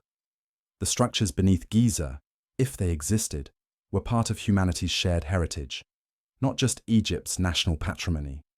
Their investigation would require collaboration between researchers from multiple countries with different academic traditions, regulatory frameworks, and cultural perspectives. This international dimension added complexity to already challenging questions about who should control archaeological investigation and how discoveries should be shared with the global community. Egypt's sovereignty over its archaeological sites was unquestioned, but the universal significance of potential discoveries created expectations for transparency and collaboration that sometimes conflicted with national interests. The tension between national control and international access was particularly acute for sites like Giza that were simultaneously symbols of national identity and repositories of universal human heritage. Balancing these competing interests required diplomatic skills that weren't always available within the archaeological community. UNESCO's role as guardian of World Heritage Sites provided one framework for managing these tensions, but the organization's mandate was primarily focused on conservation rather than research. Its ability to facilitate complex international investigations while respecting national sovereignty was limited by political and bureaucratic constraints. The result was a situation where potentially groundbreaking discoveries might remain uninvestigated due to institutional paralysis rather than scientific skepticism. The tragedy wasn't that controversial claims were being questioned, but that legitimate questions weren't being answered due to political and bureaucratic obstacles. Dr. Hassan and other reform-minded Egyptian archaeologists were working to change this dynamic by advocating for more open and collaborative approaches to investigating their country's archaeological heritage. They argued that Egypt's scientific reputation would be enhanced rather than diminished by leading rigorous international studies of controversial discoveries. Their position was gaining support from younger researchers who had been trained in international programs and were comfortable with collaborative research methods. But changing institutional cultures was a slow process that required sustained effort and support from senior colleagues who controlled funding, permits, and career opportunities. The generational divide within Egyptian archaeology reflected broader changes in how scientific research was conducted in an increasingly globalized world. Older researchers had often worked in relative isolation from international standards and practices, developing local traditions and approaches that weren't always compatible with global scientific norms. Younger researchers, by contrast, had been trained in international programs, published in global journals, and participated in collaborative projects that crossed national boundaries. Their expectations about transparency, peer review, and data sharing were shaped by global scientific culture rather than local institutional traditions. This cultural shift was crucial for resolving controversies like the pyramid radar findings, because it created pressure for investigation methods that could withstand international scrutiny. Local authority and institutional tradition were no longer sufficient justifications for dismissing controversial claims or avoiding difficult questions. The pressure for international standards was also coming from funding agencies, academic journals, and research institutions that increasingly required evidence of rigorous methodology and peer review before supporting or publishing archaeological research. These external pressures were forcing changes in local practices, whether traditional authorities welcomed them or not. But change was never easy, especially when it challenged established power structures and comfortable assumptions. The pyramid controversy was forcing the archaeological community to confront questions about authority, evidence, and transparency that went far beyond the specific issue of underground structures at Giza. These broader questions would ultimately determine not just how the radar findings were investigated, but how archaeological discovery was conducted and communicated in the digital age. The stakes extended far beyond a single site or controversy to encompass the future credibility and relevance of archaeology as a scientific discipline. And beneath all the academic debates, political maneuvering, and institutional resistance, the underground structures themselves remained tantalizingly mysterious. Whether they were sophisticated ancient constructions, natural geological formations, or artifacts of the scanning process, they continued to capture imaginations and inspire questions about the capabilities of our ancestors. The very persistence of the mystery in an age of advanced technology and global communication spoke to something fundamental about human curiosity and the enduring appeal of the unknown. In a world that often seemed completely mapped and catalogued, the possibility that major secrets still lay hidden beneath familiar landmarks offered hope that discovery and wonder were still possible. The underground chambers, real or imaginary, had already achieved something remarkable. They had challenged assumptions, inspired new questions, and forced a global community of researchers to examine their methods and motivations. Whether they ultimately proved to be archaeological treasures or products of wishful thinking, they had demonstrated that the past still held the power to surprise us, and that our understanding of ancient human achievements might be far more limited than we realized. The next phase of this extraordinary investigation was about to begin, and the methods used to resolve the controversy would likely influence how archaeological discovery was conducted for generations to come. Because sometimes the most important discoveries aren't the artifacts we uncover, but the questions we learn to ask and the standards we develop for seeking answers to the mysteries that surround us. The story beneath the pyramids was far from over. In fact, it was just beginning to reveal its true complexity and significance for our understanding of the ancient world and our place within the long continuum of human civilization. What happened next would determine not just what lay beneath the sands of Giza, but how humanity would approach the endless mysteries that still awaited discovery in the familiar places where we had never thought to look. But while the archaeological community wrestled with questions of methodology and authority, something far more intriguing was happening behind the scenes. Reports began surfacing of unauthorized nighttime activities around the plateau. Security cameras caught glimpses of figures using handheld devices near the pyramid bases. Local guards reported strange humming sounds echoing from beneath the ground during the early morning hours. And most mysteriously, several tourists claimed to have felt unusual vibrations while walking near certain areas of the complex. Ahmed Rashid, a security supervisor who had worked at Giza for over 15 years, began documenting these anomalies in a private journal. He'd always been skeptical of treasure hunters and conspiracy theorists, but the patterns he was observing didn't fit those familiar categories. The individuals he glimpsed weren't carrying shovels or metal detectors. They seemed to be conducting systematic measurements using sophisticated equipment that looked nothing like typical archaeological tools. What troubled Rashid most was the coordination. These weren't random incidents by curious amateurs. The timing was too precise, the equipment too advanced, and the behavior too methodical. Someone was conducting organized investigations of the underground anomalies, and they weren't seeking official permission or publicity for their work. The implications were staggering.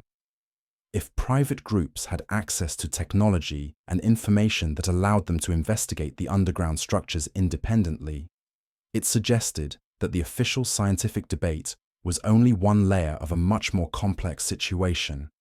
Who were these individuals? What were they finding? And why were they working in secret rather than collaborating with established research institutions? Dr. Chen's investigative work had already revealed evidence of decades-long unofficial interest in the Giza underground. But these new reports suggested that such activities were continuing and possibly intensifying in response to the recent radar discoveries. The public controversy might have been a catalyst for renewed covert investigation efforts by groups whose identities and motivations remained completely unknown. The technology being used by these mysterious investigators appeared to be more advanced than what was available to most academic researchers. Rashid described devices that seemed to project energy into the ground and measure responses with extraordinary precision.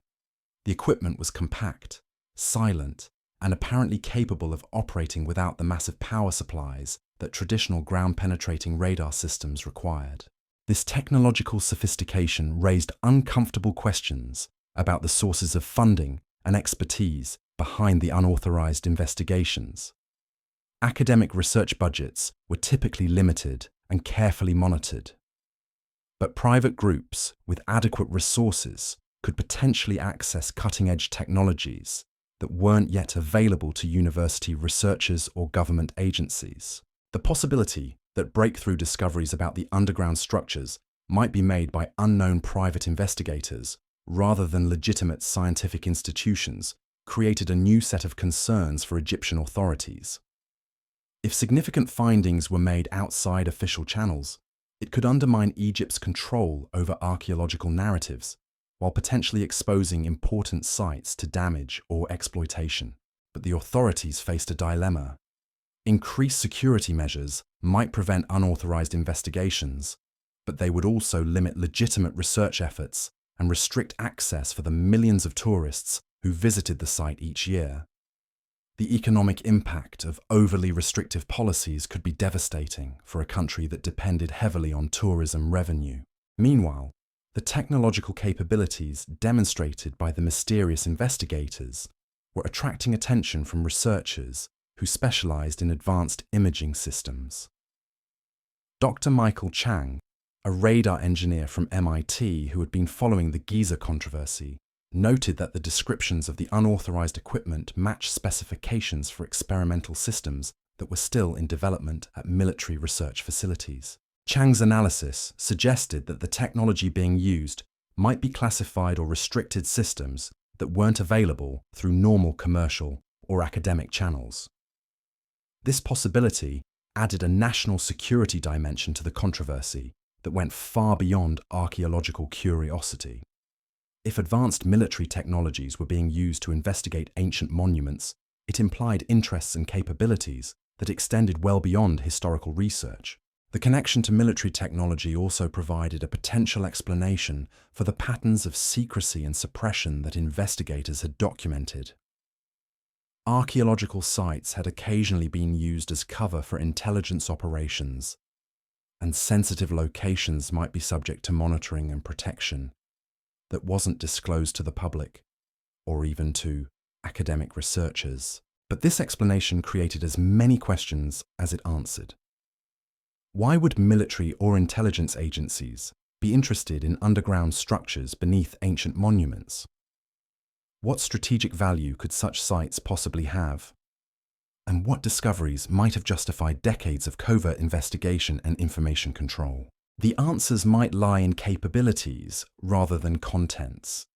If the underground structures demonstrated engineering techniques that weren't understood by modern science, they could potentially provide insights into construction methods, materials science, or organizational systems that had military or industrial applications.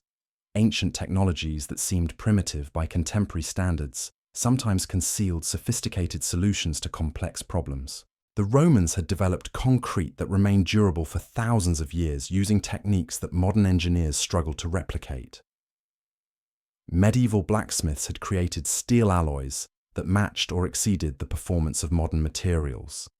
And various ancient civilizations had achieved precision in construction and measurement that challenged contemporary capabilities. If the structures beneath Giza demonstrated similar technological sophistication, they might represent a repository of engineering knowledge that could have significant practical applications. The water management systems revealed by radar scans, for instance, could provide insights into hydraulic engineering that might be valuable for modern infrastructure projects. The spiral staircases descending hundreds of feet into the earth might demonstrate construction techniques for deep excavation and structural support that could be applicable to modern tunneling and underground construction projects. The massive cube-shaped chambers might reveal methods for creating large enclosed spaces in challenging geological conditions. But these practical considerations, compelling as they might be, seemed inadequate to explain the level of secrecy and the intensity of interest that the underground structures had apparently generated. The patterns of suppression and covert investigation suggested something more significant than technological curiosity or engineering applications. Dr. Torres's research on paradigm shifts in scientific understanding offered another perspective on the controversy. He noted that discoveries which challenged fundamental assumptions about human history often generated responses that went far beyond scientific skepticism. They touched on deep-seated beliefs about human progress, cultural superiority, and the nature of civilization itself. The conventional narrative of human development portrayed a steady progression from primitive beginnings to modern sophistication. Ancient civilizations were understood to have been limited by their technology, knowledge, and organizational capabilities. The idea that prehistoric peoples might have achieved engineering feats that rivaled or exceeded modern capabilities challenged this comfortable linear progression. Such challenges could be particularly threatening to societies that base their identity and authority on claims of technological and cultural superiority.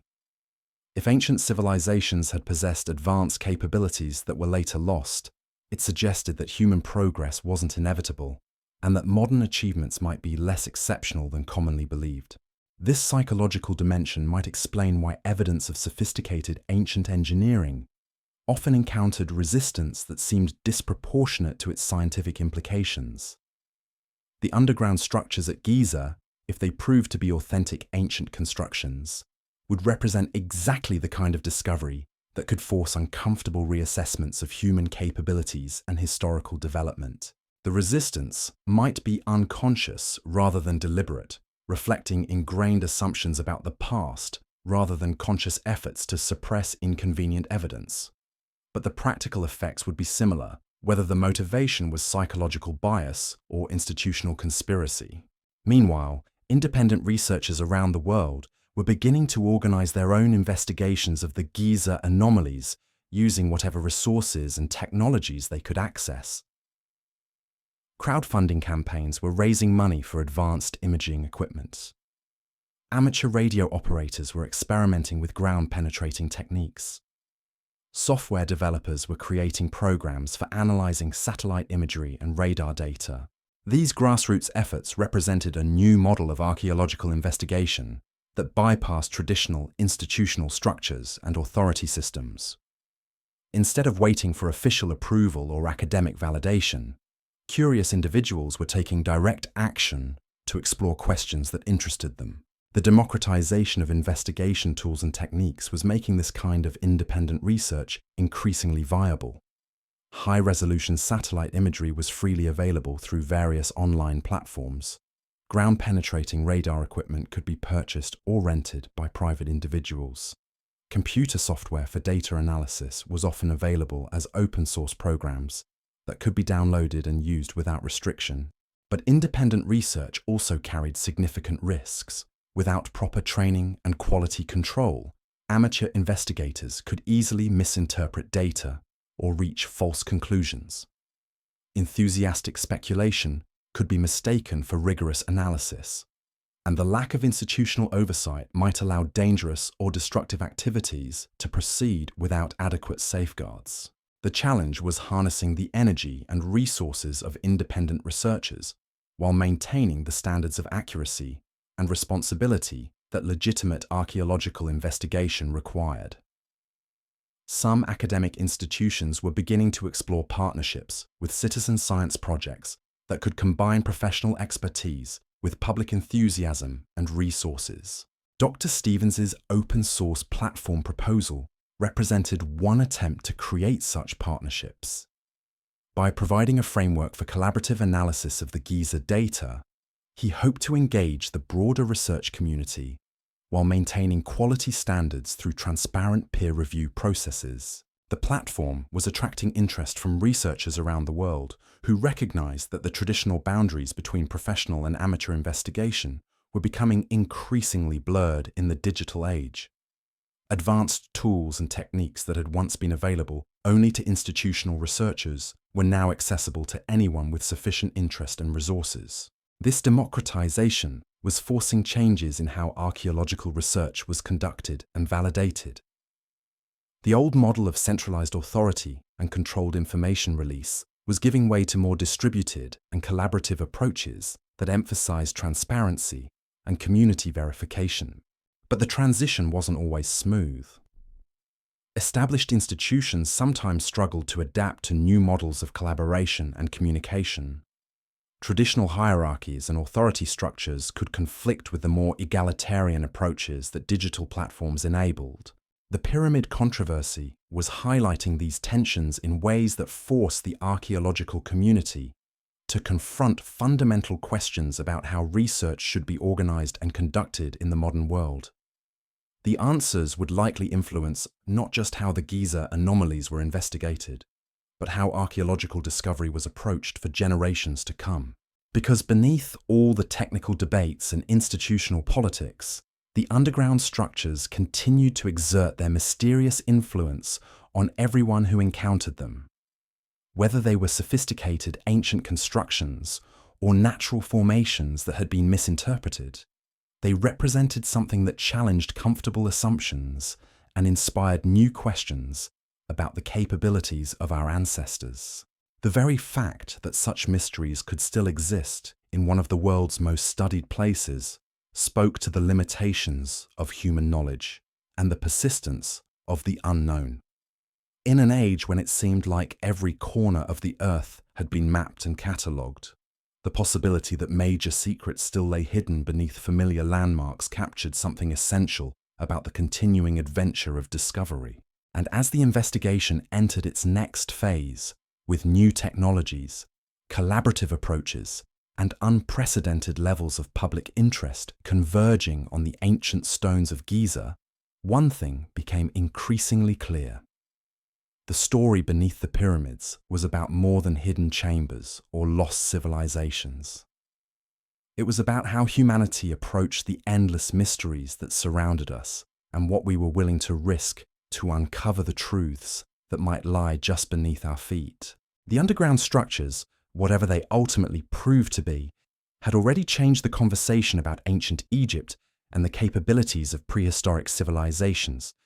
They had forced researchers to reconsider long-held assumptions, explore new technological approaches, and confront the limits of their own knowledge about the past. But perhaps most importantly, they had reminded us that the greatest discoveries often came not from looking toward distant horizons, but from examining the familiar places where we had never thought to search for the extraordinary hidden in plain sight.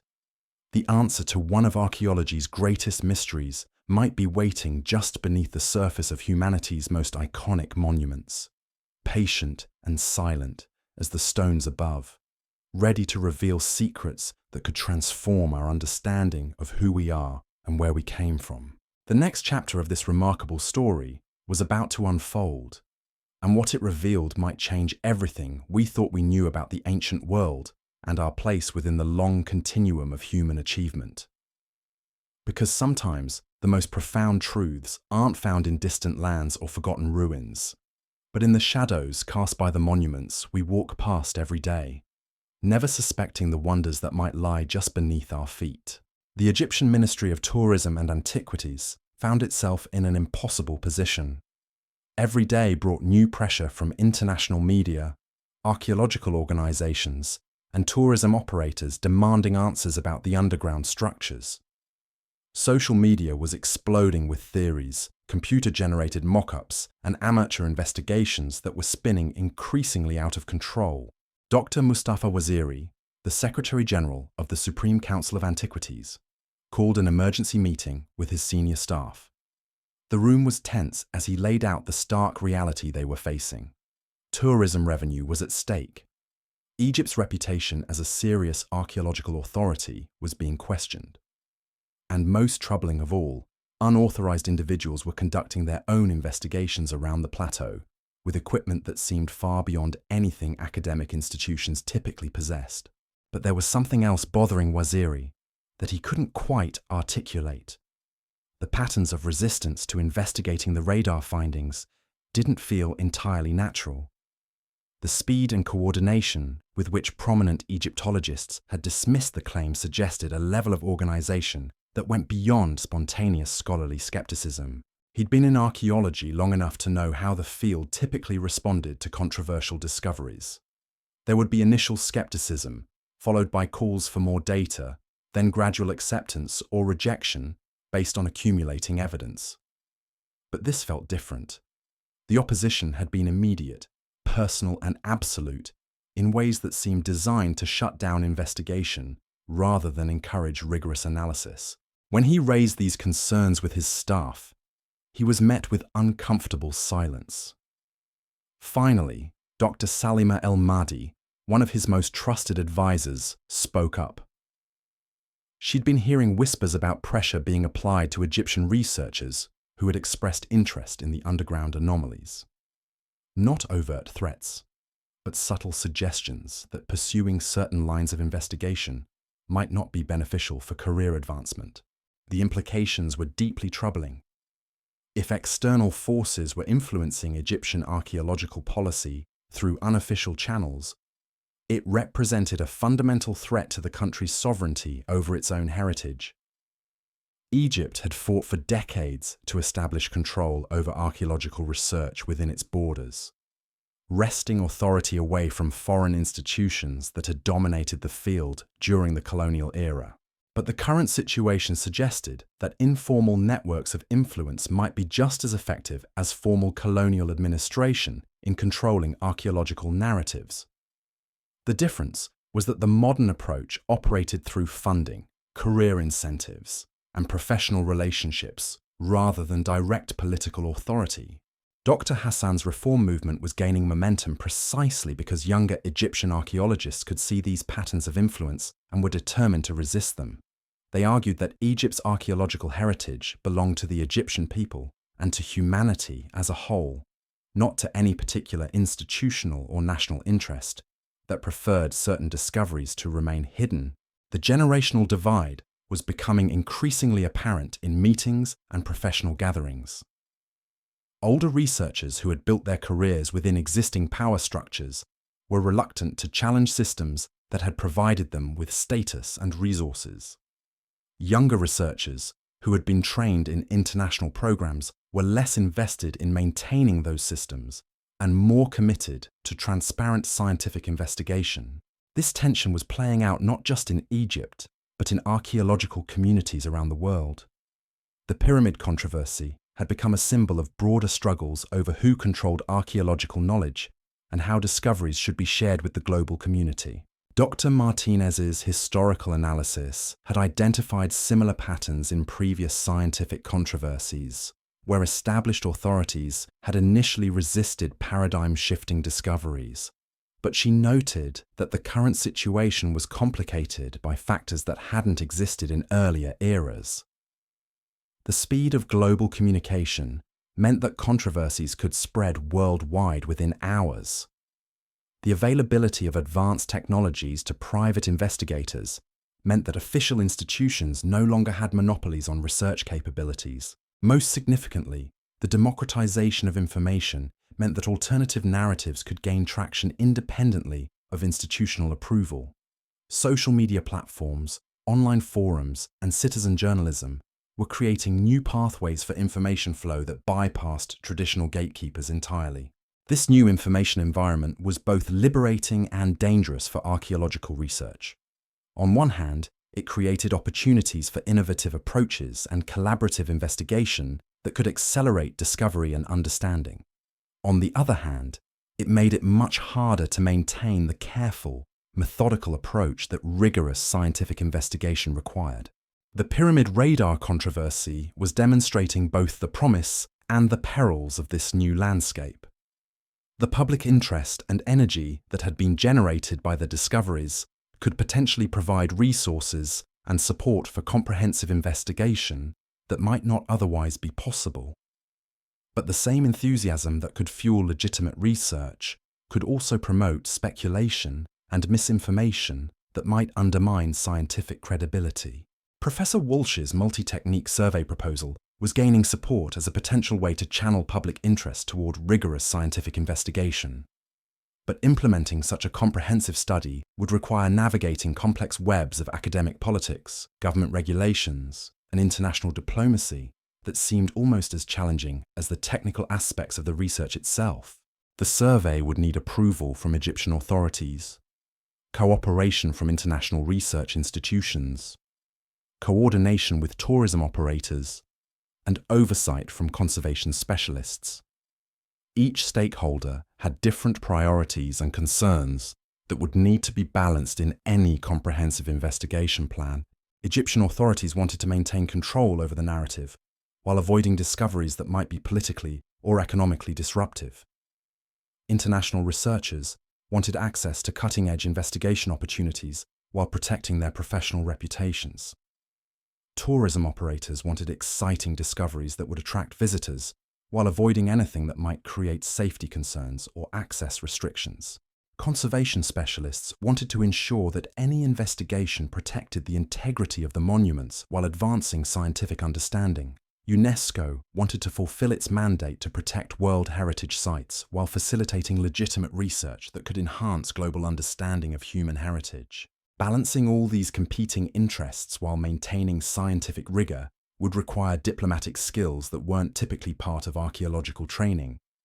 The traditional model of academic research, where individual scholars or small teams could pursue their interests with minimal external interference, was proving inadequate for investigations that had global significance and multiple stakeholders. The pyramid controversy was forcing the archaeological community to develop new models of collaborative research that could accommodate diverse interests while maintaining scientific standards. These models would likely influence how major archaeological investigations were conducted in the future, particularly for sites that had both local significance and global importance. But while institutional leaders wrestled with organizational and political challenges, the technological investigation of the underground anomalies was proceeding through multiple channels. Independent research groups were pooling resources to conduct their own studies using commercially available equipment. Academic institutions were developing proposals for official investigation programs, and according to various reports, unknown private groups were continuing their own covert research efforts. The convergence of these different investigation streams was creating a complex information environment where verified facts, preliminary findings, and speculative theories were all circulating simultaneously. Social media algorithms were amplifying the most sensational claims, while often burying more measured analysis in obscurity. Dr. Reeves's research on science communication had identified this as a persistent challenge in the digital age. The same platforms that could rapidly disseminate accurate information could just as easily spread misinformation or premature conclusions that hadn't been properly validated. The speed of communication often outpaced the deliberate processes that scientific verification required. The pyramid controversy was becoming a case study in these communication challenges. Dramatic computer-generated visualizations of underground chambers were being shared millions of times on social media platforms, creating powerful impressions that might be difficult to correct even if subsequent analysis revealed them to be inaccurate. But the same digital platforms that could spread misinformation were also enabling new forms of collaborative investigation and peer review. Online communities of researchers and enthusiasts were conducting their own analysis of available data, sometimes identifying patterns or inconsistencies that professional researchers had missed. Dr. Stevens's open-source platform was attracting participants from around the world who were contributing expertise in fields ranging from radar engineering to ancient history. The collaborative analysis was producing insights that might not have emerged from traditional single-team research approaches. One particularly intriguing development was the identification of correlations between the Giza radar anomalies and similar features detected at other ancient sites around the world. Researchers analyzing satellite imagery and ground-penetrating radar data from locations in Peru, Cambodia, and Turkey were finding geometric patterns that seemed remarkably similar to those reported beneath the pyramids. These global correlations suggested that sophisticated underground construction might have been more widespread in the ancient world than previously recognized. If confirmed, they would support theories about advanced engineering capabilities that transcended the boundaries of individual civilizations or geographic regions. But the same patterns could also be explained by natural geological processes that created similar formations in different locations. Distinguishing between artificial structures and natural phenomena remained one of the most challenging aspects of remote sensing archaeology, requiring expertise in both technological interpretation and geological processes. The international scope of similar discoveries was also creating new opportunities for collaborative research that could provide independent verification of controversial findings. If underground structures at Giza could be confirmed through comparison with similar features at other sites, it would strengthen the case for their authenticity while reducing dependence on single-site analysis. But international collaboration also introduced additional complications related to different national policies, academic traditions, and regulatory frameworks. What was considered acceptable research practice in one country might violate regulations or cultural sensitivities in another. The pyramid controversy was highlighting these international dimensions of archaeological research in ways that forced the global archaeological community to confront questions about standards, protocols, and collaborative frameworks that had never been fully resolved. Meanwhile, the original research team led by Professor Malanga was working to address the methodological criticisms that had been raised about their work, while preparing for potential follow-up studies using additional technologies. They had assembled an international advisory board of radar engineers, geophysicists, and archaeologists to review their data analysis methods and provide guidance for future research. The advisory board was conducting independent analysis of the radar data to verify the team's interpretations and identify any potential sources of error or misinterpretation. Their preliminary findings were suggesting that while some of the more dramatic claims about the underground structures might be overstated, the basic detection of significant subsurface anomalies appeared to be valid. This qualified validation was beginning to shift the tone of the scientific debate from outright dismissal toward more nuanced discussion of what the anomalies might represent and how they could be investigated more comprehensively. Even researchers who remained skeptical about the existence of vast underground chambers were acknowledging that something unusual was present beneath the plateau. The shift toward more measured analysis was also being influenced by the emergence of additional evidence from independent sources. The thermal imaging data that Dr. Vasquez had compiled was providing corroboration for some of the radar findings, while also revealing additional anomalies that hadn't been detected by the original scans. The convergence of radar and thermal evidence was particularly compelling because the two technologies operated on different physical principles and were less likely to produce similar artifacts or false positives. The consistency between different types of remote sensing data strengthened the case that real physical structures were responsible for the observed anomalies. But even with multiple lines of evidence, the ultimate verification of the underground structures would require direct physical investigation. Remote sensing technologies, however sophisticated, could only provide indirect evidence of what lay beneath the surface. Definitive confirmation would require drilling, excavation, or other direct access methods that carried significant risks for the preservation of the monuments. This need for physical verification was creating the next major challenge in the investigation process. Egyptian authorities would need to weigh the potential for groundbreaking discovery against the risks of damaging irreplaceable cultural heritage. The decision would require careful consideration of conservation principles, scientific methodology, and public interest. The stakes couldn't be higher. If the underground structures proved to be authentic ancient constructions of unprecedented sophistication, their discovery would rank among the most significant archaeological finds in human history. But if physical investigation revealed that the anomalies were natural formations or scanning artifacts, the credibility of remote sensing archaeology would be seriously damaged. The pressure to make the right decision was intensified by the global attention that the controversy had attracted. Millions of people worldwide were following the story and would be watching to see how Egyptian authorities and the international archaeological community handled this unprecedented situation. The outcome would likely influence not just our understanding of ancient Egyptian capabilities, but how controversial archaeological claims were evaluated and investigated in the digital age. The methods and standards established through the Giza investigation would provide precedents for handling similar situations that would inevitably arise as remote sensing technologies continued to advance and reveal new mysteries about the past. But perhaps most importantly, the controversy had already demonstrated that the ancient world still held the power to surprise us and challenge our assumptions about human capabilities and achievements.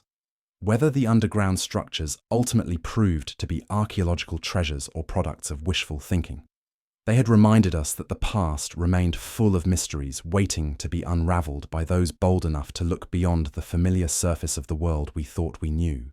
The investigation was entering its most critical phase, where speculation would finally meet reality and where the true nature of what lay beneath the pyramids would be revealed. The answers, whatever they might be, would forever change our understanding of one of humanity's greatest monuments and the civilization that created them.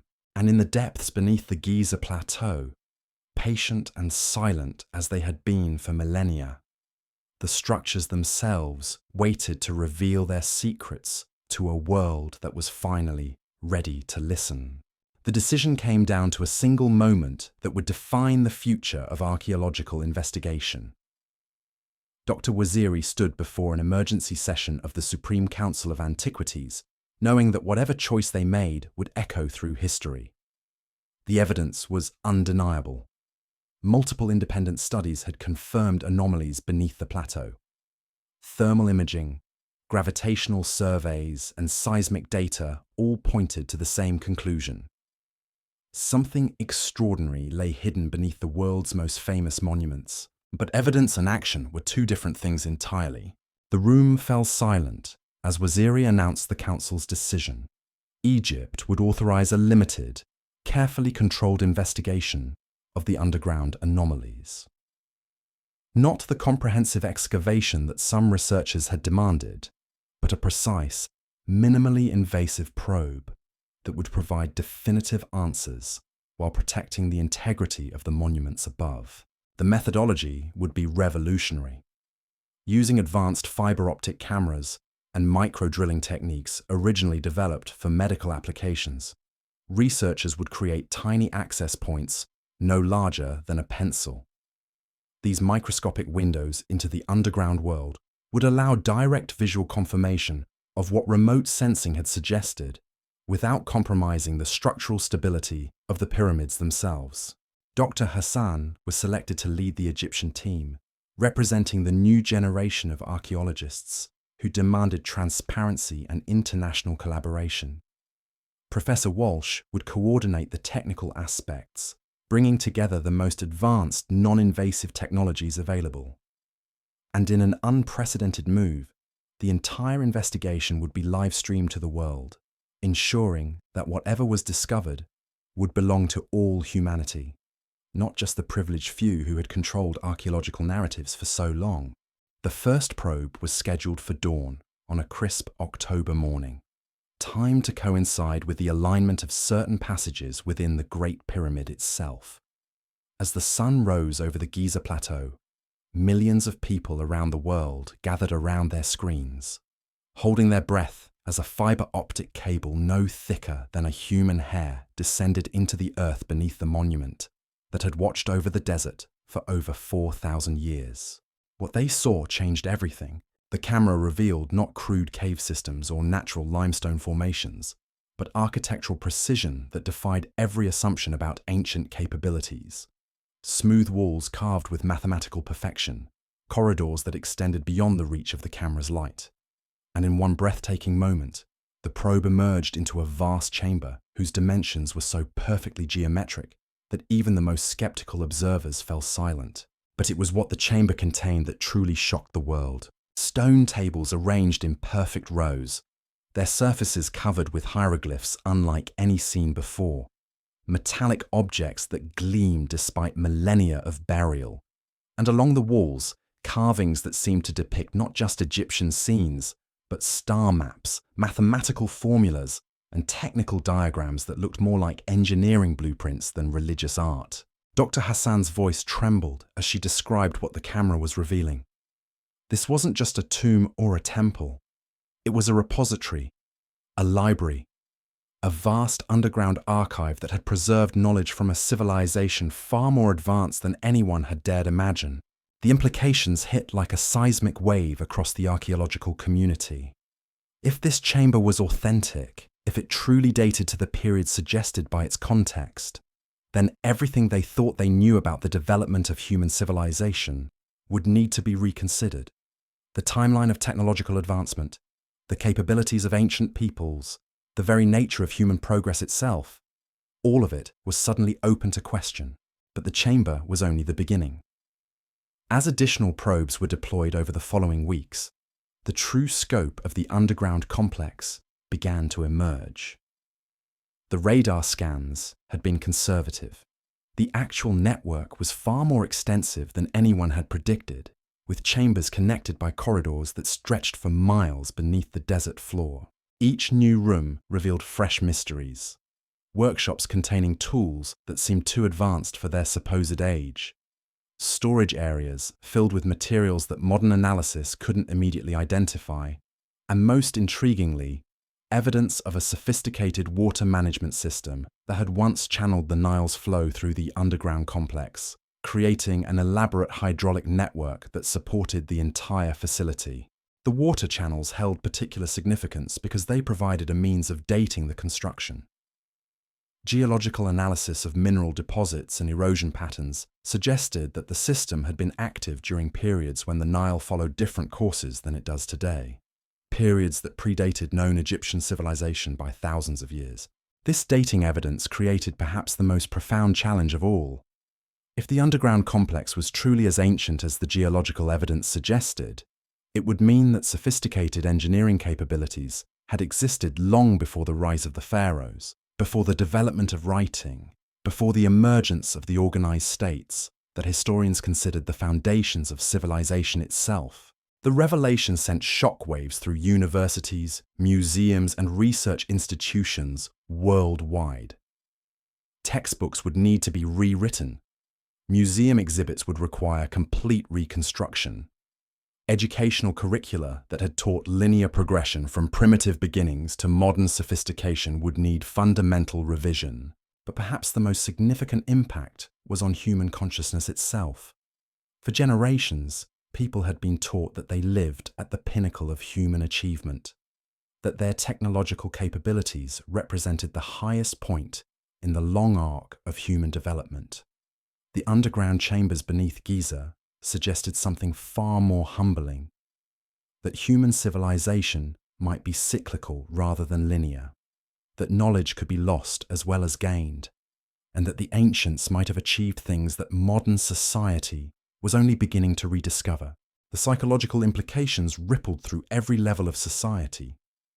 Scientists grappled with evidence that challenged fundamental assumptions about human progress. Religious leaders confronted discoveries that didn't fit comfortably within established theological frameworks.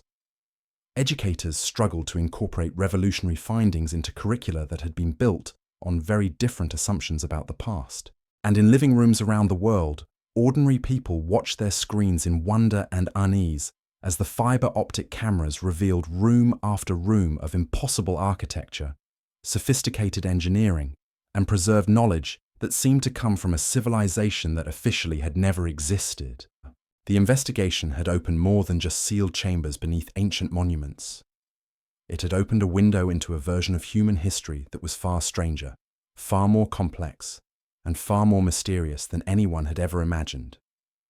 The familiar world had become suddenly unfamiliar, and the comfortable certainties about human development had given way to questions that might take generations to answer. But one thing was absolutely clear. The story beneath the pyramids was no longer just about ancient Egypt or hidden chambers or lost civilizations. It had become a story about who we are as human beings, where we came from, and what we might be capable of achieving when we dare to look beyond the comfortable boundaries of what we think we know.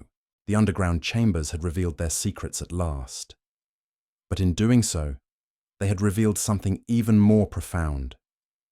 That the greatest mysteries weren't buried in the past, but in our willingness to question everything we thought we understood about the long, strange journey of human civilization. And as the cameras continued their exploration of the hidden world beneath the sands, one question echoed in the minds of everyone watching.